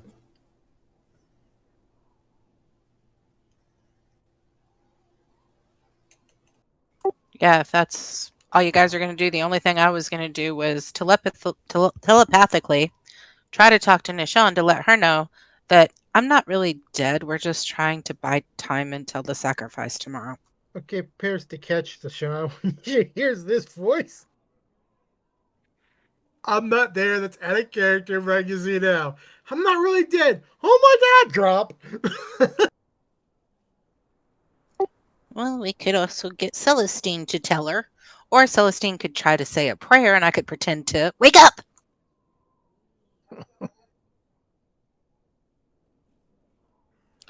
But yeah, it's probably a good place to break for the night. Okay. Then we will pick it up next week and see what happens. Reminder that next Friday and Saturday there are no games for the next 2 weeks. So you guys are going to be relying on our Sunday game for your fix for the week? I'm guessing. Yeah. Gosh, I got to bring my A game. You did perfectly today in your I'm the valet. I would have never thought about it. I mean, I thought about, yeah, okay. Hey, I'll pay for that, no problem. But the you just the concept behind it was exceptional. And the fact that White missed the whole thing just That kind was of even better. I mean, I couldn't even script that. It was like perfect though. I know. Well, he did walk away and just ignored the entire thing, so you know it was perfect. That's because I'm really disappointed I missed it because I came Yeah, back you from recorded it. break and I sat down. Only I accidentally sat down on the little thing that turns the volume down. Okay, hopefully it didn't ruin the recording. It Otherwise, that would be really If bad. I can't hear it, then it's not on the recording. Oh, that sucks. Yeah. That's the only reason I asked you guys to repeat it, because I wanted a viewer to That was a actually once in understand a what happened. lifetime, ad libbed, perfect. You missed it. I know, I'm so disappointed. Something along the line of, "Sir, wait, I'm so sorry. My lady, she got so excited by seeing the Yeti furs, she had to run. She's a producer. She's got her play. She's got to do it." Something like that. It was perfect. I was over there like, I can't make that. I can't do that in a lifetime. I just And I'm your personal valet, and I pay for everything, but I wasn't able to catch him before he ran out the door after I stole 26 gold from people. Nice. Um, just some out of character planning here. Um, or ideas at least. What if we? What if I give all my stuff to you guys, and then I volunteer to be tribute, and then I will walk out of town in plain clothes, and we can meet outside of town. I can get my stuff back, and we can go about our business. People leave from town with their normal clothes on after they've been burned at the stake. No, Oh, okay. no, the they Red Wizard was burned at the stake, and the only reason was because he killed 10 towners. Ah, Normally, people get imprisoned, and worst comes to worst, they get sent to a bigger prison way up in the north.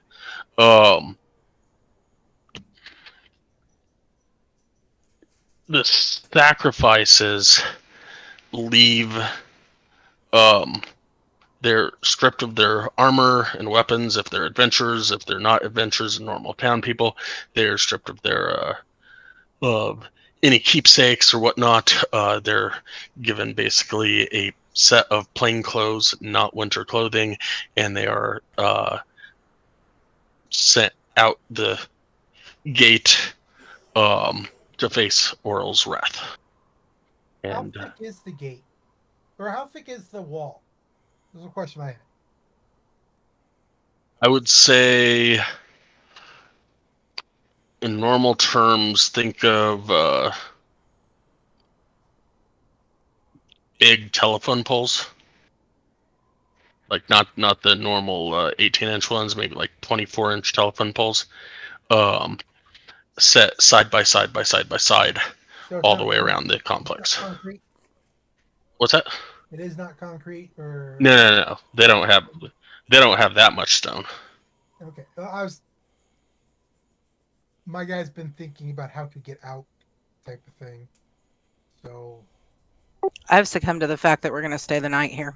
Yeah, we're not getting out without a fight. well, we can get out without a fight, but it's just a matter of yes, tomorrow if you do that type of thing. We'll discuss it next or in 3 weeks. But yeah. 3 weeks. Why are you waiting 3 weeks? We still have a game next Sunday. Oh yeah, okay. Because my mind is on. I would have been here next Sunday. Just my brain. Okay, so you're going to be with your girlfriend again before game, and yeah, okay, we get it.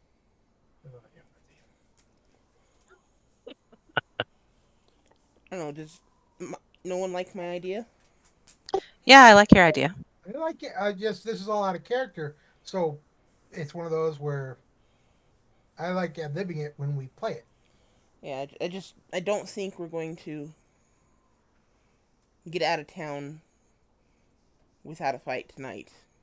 The only way we're getting out is after the sacrifice.